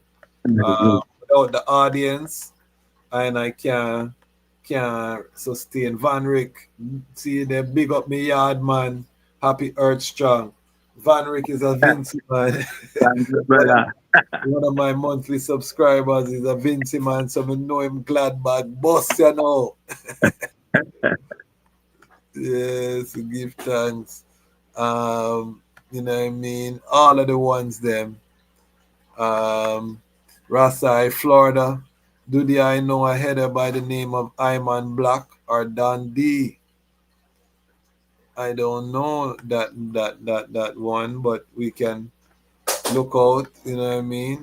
We're always willing to learn and see what going on. Marissa, well, discussion should be started on the violation of Rastafarians' human rights, possible reparations from the system. We're having those discussions. If you're not subscribed to this channel, you need to subscribe because we have all kind of reasoning on this platform. This platform is diverse. You know, we talk to Rastafari attorneys. We talk to, I have a Rastafari medical doctor coming on the platform. We're doing Rastafari and STEM. We don't play over here. You know what I mean? Anything positive, we're going to highlight it over here, which is why you should support the Lion Voice Network. All right, so big up everyone in the comments. We're going on over 3 hours. Give thanks, my elder Ayman I, for the eye strength and for the love. Give thanks for the eye queen for allowing us this time with our king man. Give thanks for your grandson for allowing us to use his phone. So that the eye sharp, the image sharp, everything cut and clear, the family rally to make sure that this could happen. So big up to everyone. And you know what I mean, we're gonna do this again. This is part 1. And anyone that I recommend in St. Vincent that we should talk to, let's talk offline because we want to keep highlighting St. Vincent. I want to help light that spark in St. Vincent that the I and Sister Ideja, we know the I them are, you know, on this like-minded same page. We want to throw some more logwood and get St. Vincent fire. You know what I mean? Kindle. We want to start kindle up that fire. So just make I know. I and I will do that. So family, give thanks.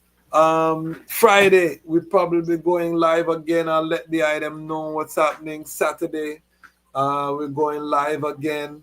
The month of October I will be traveling, so no new episodes for the whole month, but we're celebrating 3 years. October 4th 2002 is when we had the first episode of the Lion Voice, and we are going to be celebrating that milestone. We're going to be highlighting our original episodes all month. We will be posting in the Patreon, so if you want to know, and the Patreon ones will know that where I'm going, but for security reasons I can't load it up until I come forward. But if you want to know, you want to participate in the inner circle, join the Patreon. We're going to continue to have some reasoning in there. We are doing what we were called to do by the Most High, so give thanks to the global family. We're not going to stop. Why? Because the time has come for the lions to tell our own story. And this is the Lion Voice. Lion Voice blog and the YouTube. Make sure you click that bell right there and subscribe on the thing, alright? I give a lot, but I ain't giving up because I know my time must come. Swah! What are you waiting for? Come together, come together.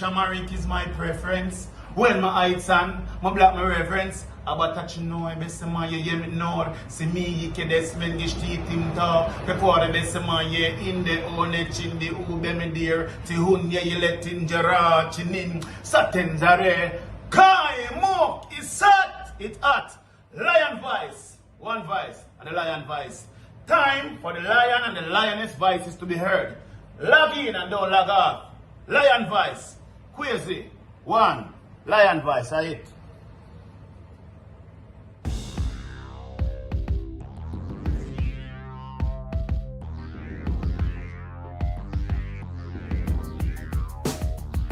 Well, lion voice, tell them that's the people first choice. Lion voice, make the lioness them feel nice. Lion voice, with the lion cubs we sacrifice. Lion voice, got to show the people them the life. Lion voice.